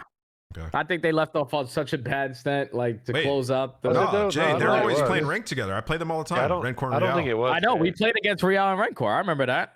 I remember that. But I don't just think like Trakes hasn't done anything wrong for his spot. I think if the change were to be made, it'd be Real for Metals. No, I mean, but I feel just like based on Metals how is the well glue Trakes guy. is playing. Metals have been balling Yeah, in no, this like stage Trakes too, and right? Real have so much similarities. Oh, in their 100%. play style, I'm more so saying like I don't think you would see like Trakes being left out. I mean, at least from my perspective, I don't think you do that because he's been playing incredibly well. Yo, so. these guys are going crazy. Yo, Rancor and Super at 1.17 and 1.12, bro. These guys are just playing, just finding kills left and right. I just to me, like again, if you think about if there were a change, even if you have a thought about making a change, it's not going to be a kill based change. It's going to be like no, absolutely not. Efficiency based change. So it's like that. Yeah, exactly. Those are like impossible for us from the outside to really know what's going on there on that end. Like I think it's stupid for us to speculate. So all right, so I don't even want to go there. So here we go. Final topic. Vancouver picking up Capsule. Is that's like confirmed, right? Like that got tweeted out by Vancouver? Yeah, okay. Yes, it is. Yes, so they picked him up. One, what are your guys' thoughts on that? But with this in mind as well, I was under the assumption that you would want to have TJ and Gwyn under SMG because I thought like their best performance was when they had the Blackheart Colossus and TJ and Gwyn were both piecing with the SMG in their hand, but they pick up an SMG player. So roles really aren't changing. What are your guys' thoughts on that? Let's start with you here, Ray. Damn, why you gotta start like that, right? I mean, I just think there's so much to like unwrap with this team as a whole from like top to bottom that I just don't really see. I mean, this change isn't going to make them worse. I think Cap's been playing well in challengers in the same light that we talked about Spart coming in. I think we can have the same kind of arguments for Cap. Like Cap's been in the league before, obviously had some success.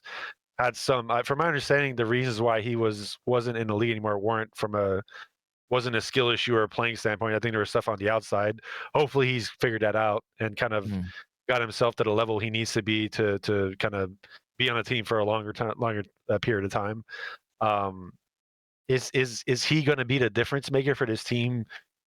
Kind of driving forward, like it's just hard to tell. Like I don't really see it making all too much of a difference.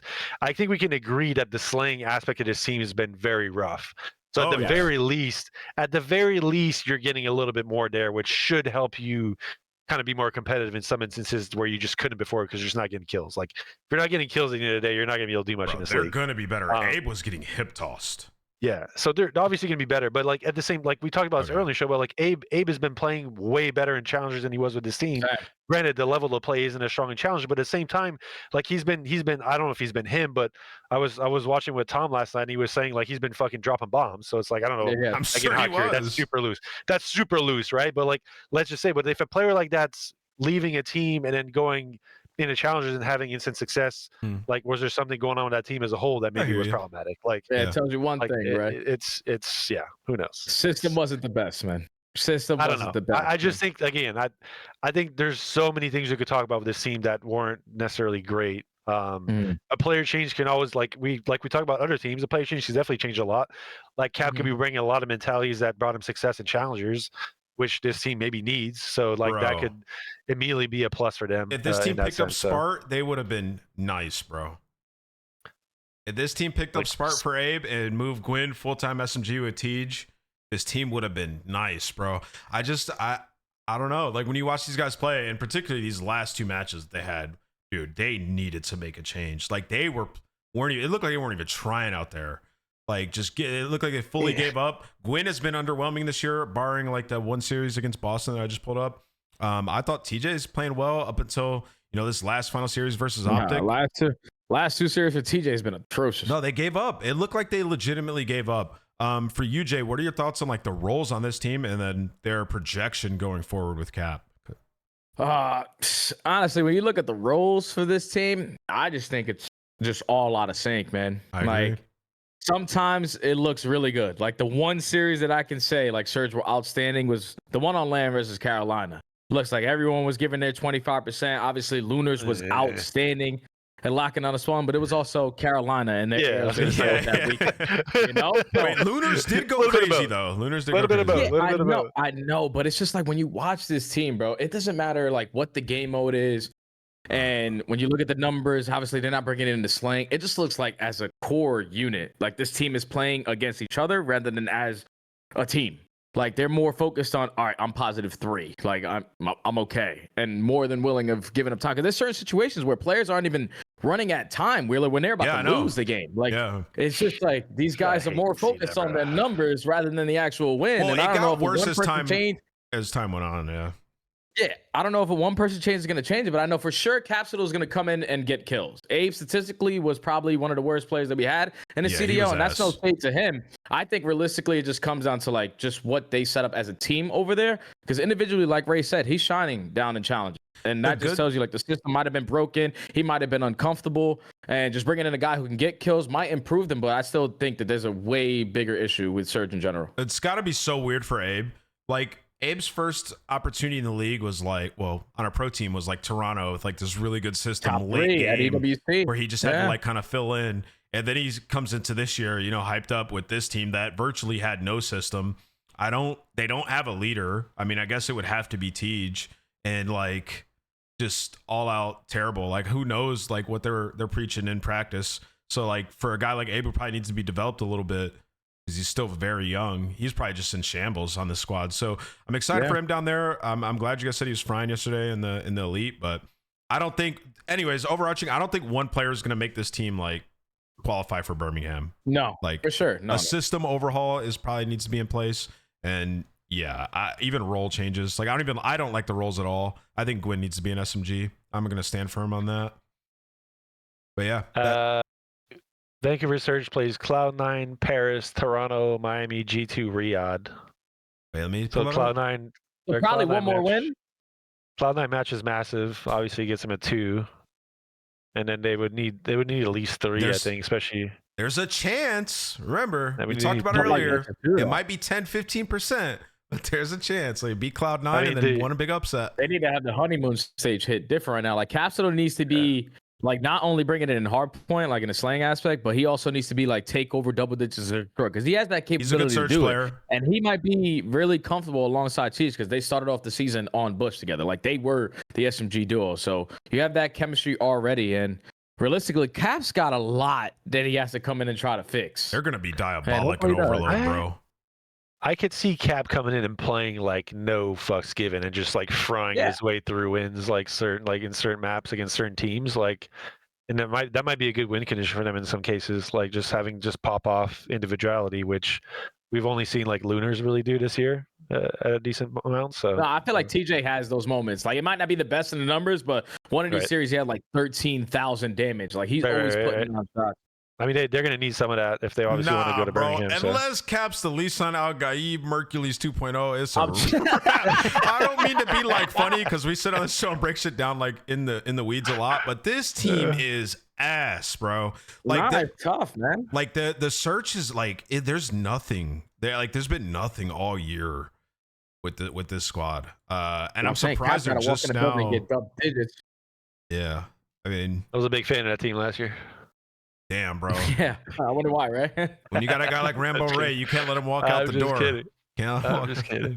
Just kidding. All right, time for the tier list. Let's do this. I mean, you've heard our takes about all of these teams. About that time, fellas. We're gonna go left to right. All right, start at number one. You already know. I don't even gotta say it. Yeah, we know number one. Well, they gotta be. Cool. We're going based on right now, this moment in time, guys. And our thoughts on these teams. Do you feel like there's any team playing at the level they're playing right now? No. No. Let's talk about it. Let's talk about Optic for a second. I think I think the efficiency, like even like if we talk about Major One as a whole, right? Like everyone started not believing on them so much at Major One. They made it to the finals. To me, playing probably the worst COD they've played since they picked up Merc, like arguably. And that was still good enough to get him second. To get to the like final, that's more so what I'm trying to put light, bro. Like that's absolutely insane. Like it is insane. I said this. I don't know if I said this here, but I said this recently, and I'm gonna say it again on this show. I think there's a chance that Optic go undefeated this major, and I think there's a. I don't want to say. I think that's putting a lot on them. And I think that's maybe a little knack at the rest of the league, which I don't want to do too much, but I'm going to say it anyways. I think there is a potential. I'm not going to say the probabilities are just very high, but there is a potential if Optic keep playing at the level they're playing at now, which I don't know if. I'll just say I think there's a chance and there's a world where this team wins out for the rest of this year. I agree. This team is with how insane, they're playing right now, bro, and with with the status of all these other teams, right? Because it's like, okay, LA Thieves with Neum. We feel like there's somewhat of a ceiling there, right? I mean, at least I do. I wouldn't see it that way. I do. Yeah, I don't know. Yeah. Before we even go there, I hate how we fucking talk about new players because someone could have said the same thing about Merc last year when he joined the team. I don't know. Like you I could just hate watch this. no ball. I don't know. I feel like you could just watch and see the map and no ball. Kind of, but any player that comes into the league at the start like that is always given like a maximum ceiling of how well they can do, bro. I hate that shit. We can agree to disagree, but I mean, we only have 20 years of watching COD to kind of assess somebody's like impact they're gonna have when they come in. I'm not saying LA Thieves can't be really good. I believe that, but if Optic play like this into their peak, I mean, I look at these other teams. It's like, yeah, Gentlemates, LA. Like, I don't know who can really match it. I mean, right now, no. In Overload, like, they are like super ahead. Like they're relentless, like push towards the ball, their defense, like the manipulation of like when they have ball, what they can do to the defense is nobody's doing it. Nobody. In terms of how they're playing the game right now, no one is matching what they're doing, and that's like, like you're not only are they playing like the most efficient COD, they just seem to have the 4 players.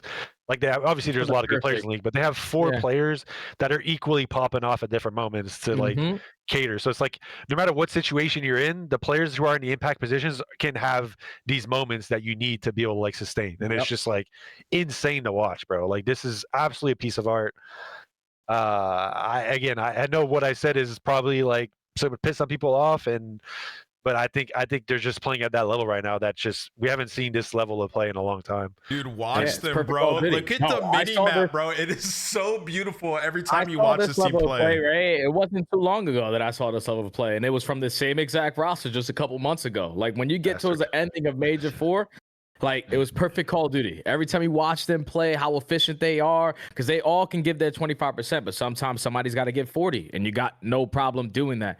Just like this team, they know that every single time they spawn in on the map, they're going to get the best out of their opponents because, you know, if you're playing against Optic, you want to make sure you're trying to beat them. So they are always staying in prime form. Shotzi's understanding the game to a different level. Yeah, he is. Like Tyler, like without question, is an MVP for me.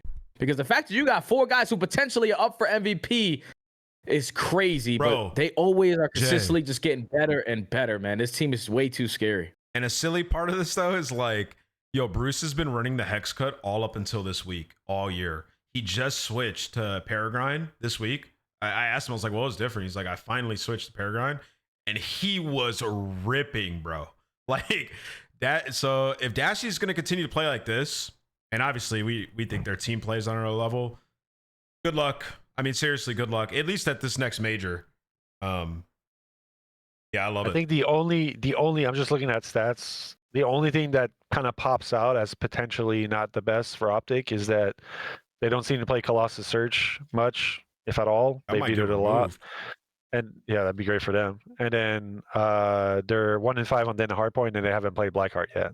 Yeah, but a lot of their Den Hardpoints are within 20 points. They had again, I'm just more so saying series, like, Ray. It just didn't make it there. The Blackheart was game 4. They had Blackheart game 4. And the crazy thing is, like, even though they're sitting at 0-0, I expect them to be great at that map. Yeah, Jay, that's what I'm saying. That's basically what my point was going to be about it. It's not a negative thing. It's more like if we see him play that map and see him dominate, holy shit. Yeah. Yeah, just like, bro, what do we play these guys on, bro? Yeah, like, bro. they got everything on fucking lock. I'm pretty sure the Den, they have like 2 losses to Miami. One was like a 249 to 170 comeback. Yeah, they're close. close games. Yeah, they were like close ends. Like, Yeah, no, they were close ends. That's everything's why. been 20 points.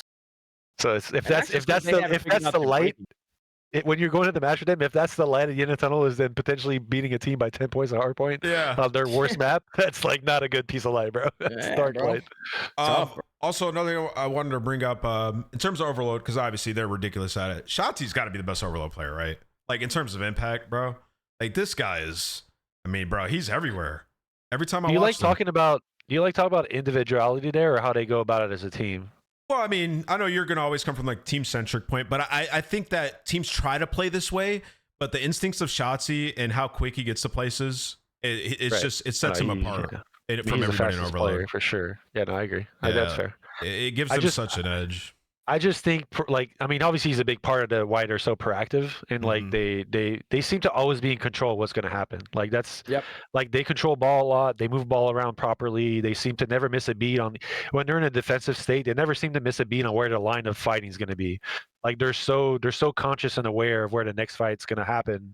So they're never caught off guard, never go in these situations where the first person line just dies for free, and then they just get tumbled over by everyone else. Like the first person is always putting damage, putting a fight at the very least. So the rest of the team come behind to defend the situation is going to have a chance to fight it off. It's just beautiful. It really is. Yeah, and then you just get these huge plays that are like Bruce. I mean, Thieves had a chance here. I mean, back to that first side, it was really like the trophy system where that blew up Hydra kind of screwed them. But from here, like you're trying to play catch up to Optic, it's going to be tough. Like especially when they get a lead, bro. Good luck. And to one, I know we were doing a tier list and we're talking about Optic, but like in the Thief sense, bro, like these guys play good, bro. Like, like Optic had to kind of ball out and play the way they played. To like, obviously Merc had not the best of series. Apparently he was 6, what I heard, but I don't know how true that is. But still, like Thieves look good. Like I think a lot of people are like looking at this series to like put where Thieves is actually standing because they didn't play anyone that great for their first 4 matches. Like I think these guys are there now. Like they're definitely going to be competing, and we're definitely going to see some big battles against these 2 teams for the rest of the season. Yeah, the map 4 was questionable, but yeah, area of the map was fight. I still think these have a lot of improvements. Just that Optic on a different level. So the fact that they're going to fight with these guys, like, tough, but back to the tier list. I just wanted to watch some Overload because it's awesome to watch from those guys. All right, so Optic are in S. We're going to leave them in S, correct? Just them, only them. Yeah, I don't think anyone else belongs up there right now. I agree. So we'll start with A. Let's go Gentlemates in A, right? First in A, I would say. I think I would put LA with them in A. Well, hold on. Let's talk about this. So I think LA have gotten a lot better. Their strength of schedule, they have played Vancouver, Carolina, Toronto, and Boston. Now, given these teams look a little bit better now, would you guys put that was LA Toronto teams in A? pre-change? I mean, that was Toronto's first change with Kips. Yeah. That was their first change. But still, I mean, it's the new Toronto and the new Boston. And they were a 3, 6, 9, 12, and 2 map count. And you guys both just said they look good. That wasn't the new Boston. That wasn't the new Boston. The real Boston. Was it? Oh, yeah, it was last weekend. I would still advocate putting LA in A for sure. I don't think they belong anywhere else. Where you put them in A is really up to you guys in that sense. But I think I'm actually really intrigued. When does LA play Gentlemates? Let's find out. I'm actually really intrigued to see it because that's gonna be a fun match to watch. So they play each other last day, March 22nd. It's a gorilla game. Yeah, that's annoying. Paris play Faze in LA last 2 matches. It's kind of crazy. Yeah. So let's go back. So you guys would both put them in A? I would. 100%. Yeah, I think I would. Yeah. So they breeze past like Vegas, Riyadh, G2. I think they're to me. Why Vegas right now because of their struggles? Well, Vegas, sure, but why Riyadh G2? I will tell you right now. To me personally, like, and this is maybe I'm going to be boring with this, to be honest, and you guys are going to be making a lot of these decisions on placements. But I've never seen, like, everyone in the league, everyone that does these tier lists separates these teams so much. I don't see as much separation as everyone else does with these tier lists. Like that's where, like, if you really take if you go like extremely recency bias, sure, like Faze lost to Boston, okay, Faze. Then what, you're gonna put Faze in D then? Like, that's so stupid to me. It's like holistically, like right, but that's what I'm saying. Like, to me, okay, so if we're saying weighted, like FaZe just got top 3 major 1, obviously had a rough go in their last match, still have looked good, just not consistent. So in that sense, are you like, where do you get, like if you skip the FaZe, where are you guys putting FaZe? Probably top of B. I still think they belong in A, personally. Okay, but let's stay on LA. Fine. Okay. All I right, put LA in A. All right, so we'll put them in A. It's kind of crazy that they just breeze past, Riyadh. I guess Vegas are 2-4, and they haven't played any good teams. So I'm kind of there. I think with Riyadh that. are also in A. Just they need to figure out their switch. They've been Exton has been outstanding. Damn, bro. I don't know. It's a lot of teams in A. This is kind of like, to me, tier list should look like this. This is where we're at. And then like the only team Miami, I put B. Please put Faces in A, bro. I'm gonna. Yeah, I put Faze A, Miami, Toronto. I still think Toronto. Like even Toronto. Like how we saying Toronto doesn't. Wait, all right, hold on. Because I guess Toronto went from the gutter on Den to right here. Toronto on the rest of the maps here. Stop. We haven't even seen them play the rest of the maps. So we haven't seen. Yes, we have. All right, hold on. Let's stay on track here. Let's go team by team, guys. You guys are spot on. My bad. LA Thieves. I'll put them in A, but I think it should be probably the bottom of A. I think I gotta put. Dude, this is so hard, bro. Because I gotta put Faze in B, dude. They're falling off. They haven't played anybody great, and they got two great matches this weekend where it doesn't look pretty for them. I gotta put them in B. Let it be known that I wholeheartly disagree with that decision. I'm not saying that Faze won't be good at the major. That's fine. Hey, I'm just saying. I'm just not. I don't want my name stuck to that. I just don't. You're dragging me in the rug. I'm in the mud. I'm not going in the mud with you. You want to go there? All right. Well, let's go down. Let's go down to D. So we'll put bang. I think in C, we can confidently say. Boston, I'd have to put C. And Carolina. Probably put Carolina above Boston because of the consistency online. I think I'm gonna put Heretics. Do we put Heretics ahead or behind Carolina? They're B. They had a tough schedule so far. They're about to How look way can different. you say that they're B? They're number 1 hardpoint KD, and they're like 5-7 in the game. I understand that, Pop, but like their matchups so far this stage have been very difficult. They played Mates, they played Faze, they played Texas, they played Toronto. And like the only easy match they had was Cloud9. Sounds good. Where are we putting Koi? Because I got them in between. Koi, I put B for now. Because they've been able to take care of it. The honeymoon stage might hit different, but I don't know. I guess we're like quick check-in. About to figure them out. I can be. Yeah, check me with some of the decisions you want to make. That's fine. I'm not. Go ahead. What you want? What you want to know? No. I just want you, like, as you look at it right now, where are you at? So how, like, okay, let's back off a little bit. How are you seeing that? Are you saying these teams overall where they stand, or are you saying, like, let's say LA played Vegas right now, you're expecting LA to win 100% of the time against Vegas? Not 100. I mean, it's a separation of one team right now. That Faze are in right now. Like I would expect LA to win. Yeah, right now. Yeah. So that's okay. That's what we're determining this on. Then. Yes. If they played right now on land, who would I expect to win? That being said, I mean, low key, a great match, no doubt. Low key, I think I gotta do this, bro. I ain't even gonna lie. Why is Toronto not with Paris then? Because Toronto just handled Paris. I know, but Paris won, and at the same point, they played them on triple den.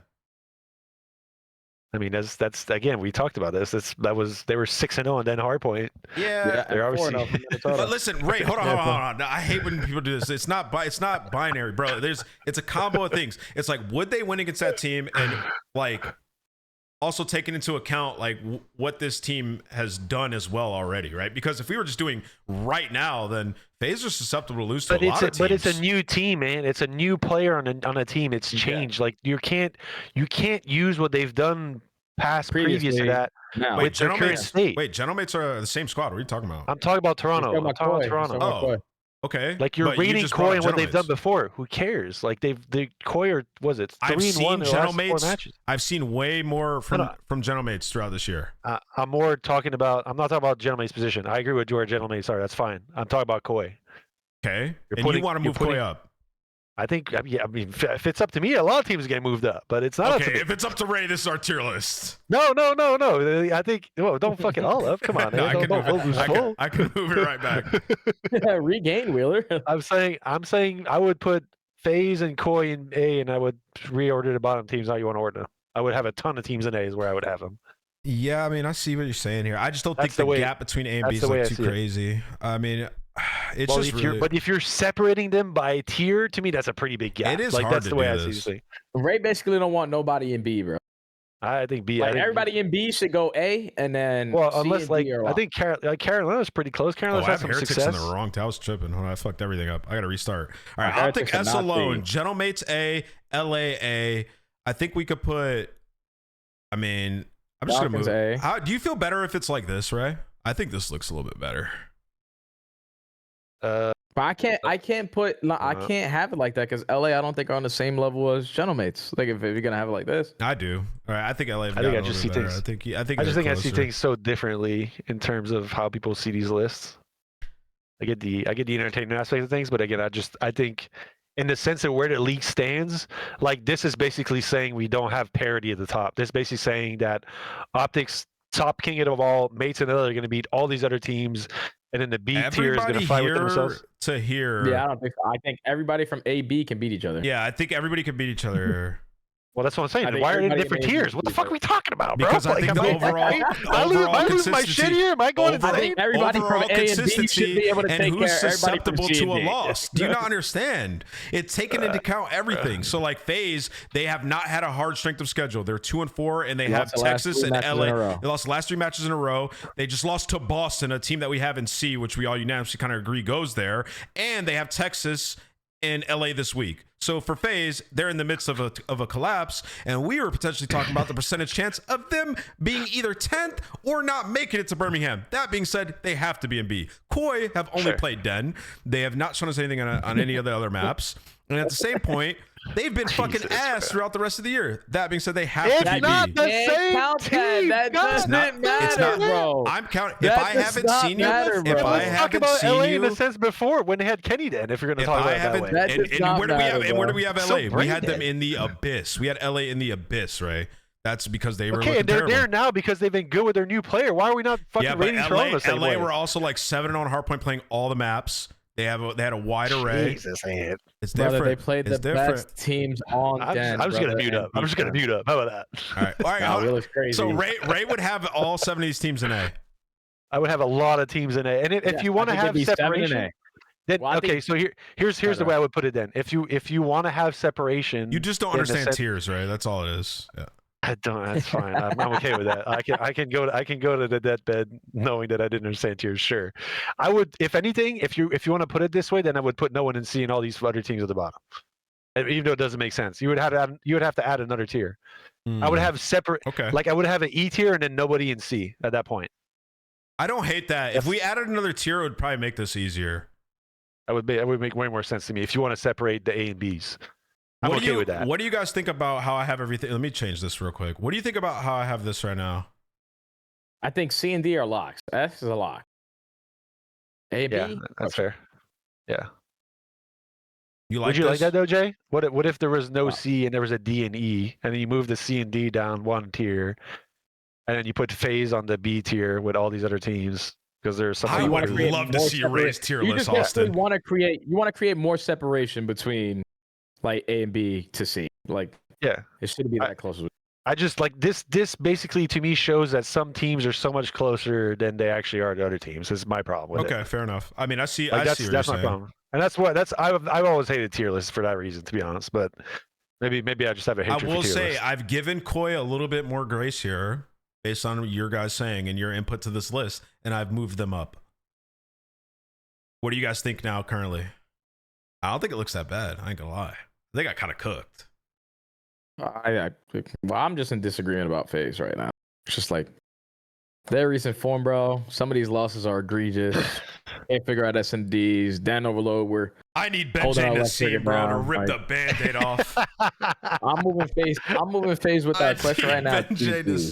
I think you both agree on that, so then move him. If you both agree on that, then move him. That's fine. So, if you both agree, move him. It's because like their form right now, like it's just bad. And then if they go 0-2 this week versus LA and Optic, then we're not wrong, right, Ray? Because they lost the last 5 matches. I'm rocking with this with the potential of like these two can with another win probably move up here. But yeah. I think Koi, like I don't know, I just have a different feeling about Koi. I'm a really big fan of after they made that change, how they look, like just like as a team in this system. All right, really this is excited to watch the this final tier list based on everything I've heard from you guys. We got that. I think That's the Falcons screenshot gotta there. go up. I just think Falcons gotta go up. I mean, to be honest, we have so much parity. It's literally, like, legitimately in my head right now, impossible. Like, Did you take your picture yet? So I can move my thumbs away from my screen? I did. All right, now Ray. Now that we've done this, Ray, I took my picture. Ray, I need you to do a tier list. So tell me what you would do. Brother, I would add a tier. No, without adding a So you tier. change That's B to unfair. No. Okay, Without adding a tier. I'm not. Then I don't have a list. Yeah, change What? B to E. All right, no I don't have a problem. list. You I don't have can't a list. order them with 5 tiers. I hate that. No, I can't. Wow, what a cop out. All right. Okay, so here. You want me to do a list? Fine. Okay. Yes. I'll put let's go. Just put everyone except Miami in it. Wait, all Everyone, these yeah, teams. That's my list. All right, but how are you ordering it? I mean, that's really just go race based on race if you want. Yeah, it's fine. Whatever. I put Toronto probably since the Toronto's look good last few matches. We're talking about recent. No, Right here. like Toronto behind LA. Okay. And then yeah, this is probably pretty close. Like Minnesota's beaten Faze pretty consistently, and then sure. Am I tweaking, or is it not like the same thing? Except you just move them up like the same order. I'll swap one. I'll swap Falcons and Faze right now. Let me see what order I had. I had Optic Mates LA, G2, Koi, Faze, Riyadh, Heretics. So we basically have the same list, except you moved Koi up 1, and you moved them all up. We just moved 4 teams. You moved them all into A, but if you take it 1 through 12, Yeah. it's the same 1 through 12 that I had with Koi moving up. but again, we're the tier. Okay, the order. If is it an order or is it a fucking tier? I mean, it's a tier if it's and just an ordering order as well. Like, nah, I don't think the order matters all that much to me. Like the tier is bigger than the order. Like cares about the order. They're in the same level as the other teams. Like that's basically what we're saying. Yeah. All right, Jay. So we don't have to do another tier. We'll just wrap it up there. Yeah, mine's basically like this. The only thing I'll change is Falcons ahead of Faze currently after last week. That's it. All right. Low key Like, banger episode, boys. Low key a banger. You got me to yell, so I knew the tier list would be impossible. I hate tier lists, bro. I despise tier lists, bro. I hate it. Yeah, like, I mean, it gets people going. It's so good. Yeah, I know. People love it. They just love talking about shit like this. I just like as a coach and a person on the inside, bro. Tier lists always drive me nuts, bro. It's the most annoying shit in the world. Fair enough. Even like the preseason tier lists are always criminal, bro. Yes, the coaches poll is always terrible. It's so bad.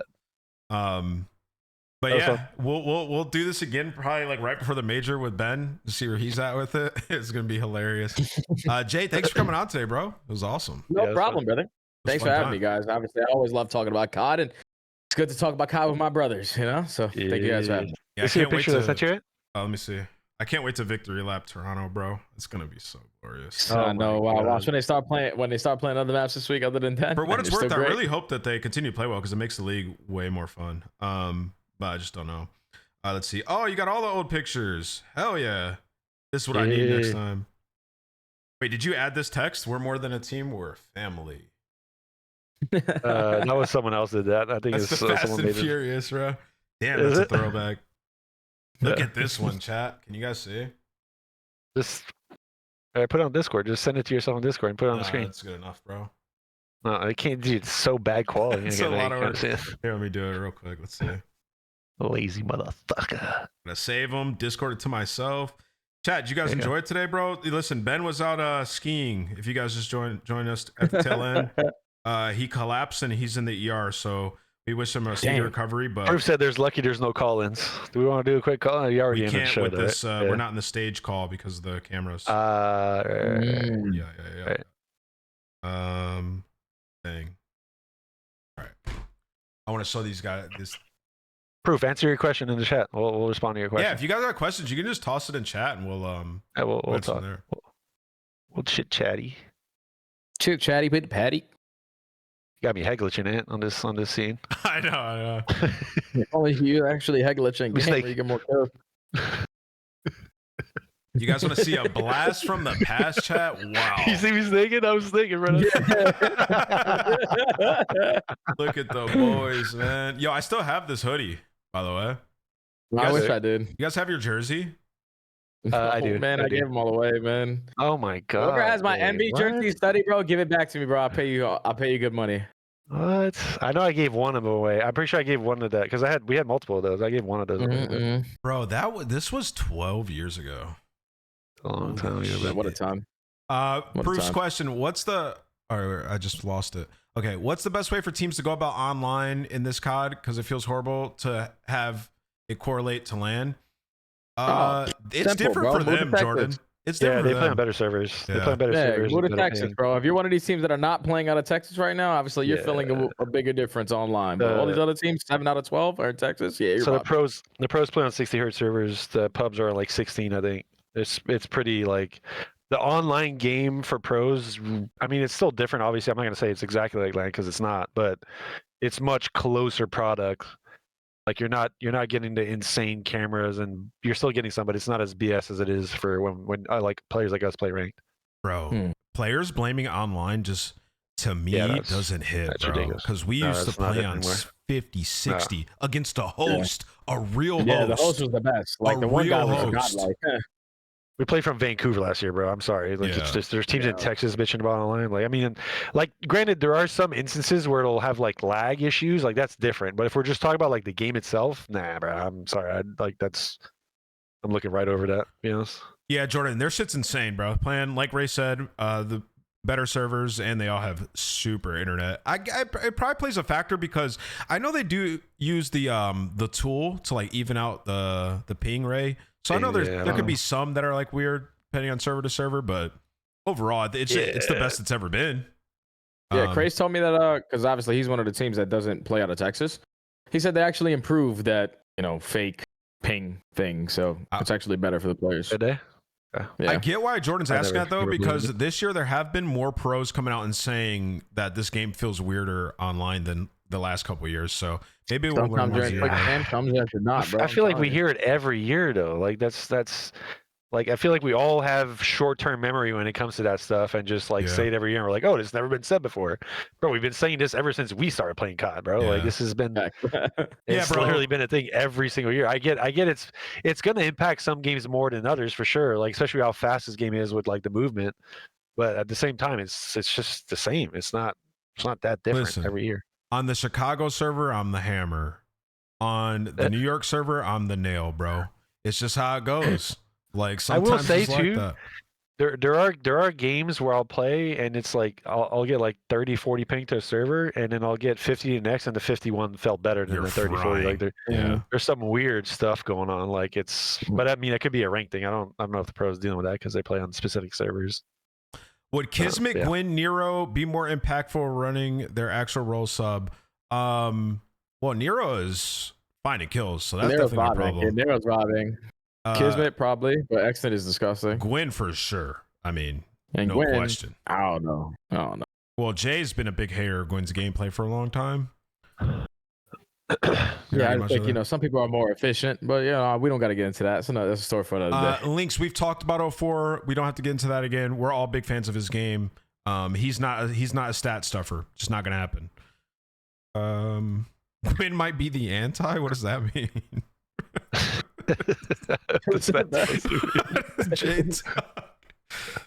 What's Falcon missing to win a major? Yeah, I would love to actually have Jim on the show at some point, but yeah, their search is not where it needs to be.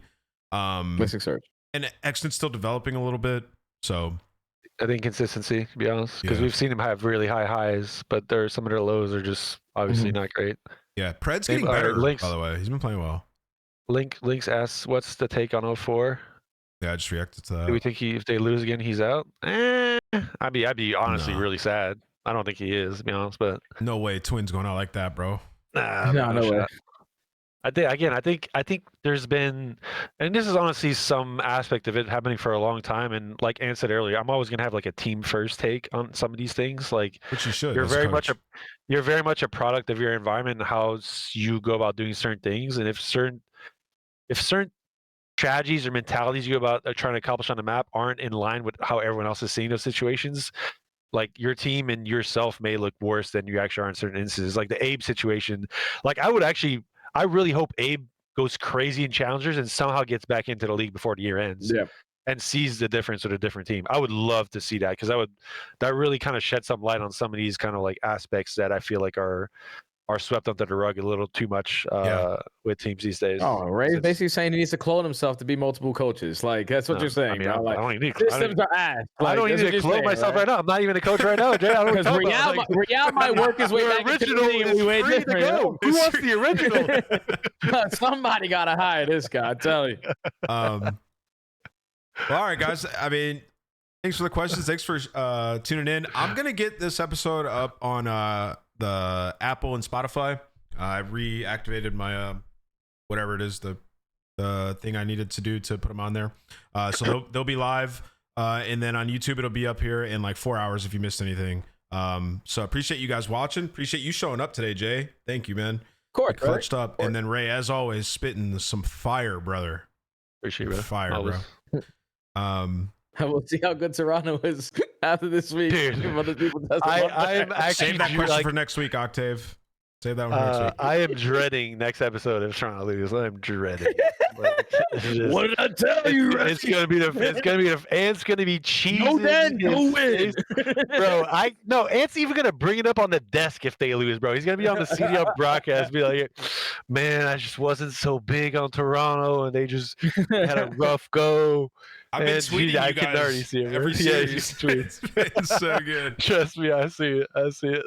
Yeah, save that one, Octave. It's a good one. So, well, wait. Actually, let's just maybe we take this one before we close it out. You said, "How ironclad are the league franchise contracts? It boggles me that Microsoft can run HCS with open formats, with the CDL is a nightmare for aspiring players."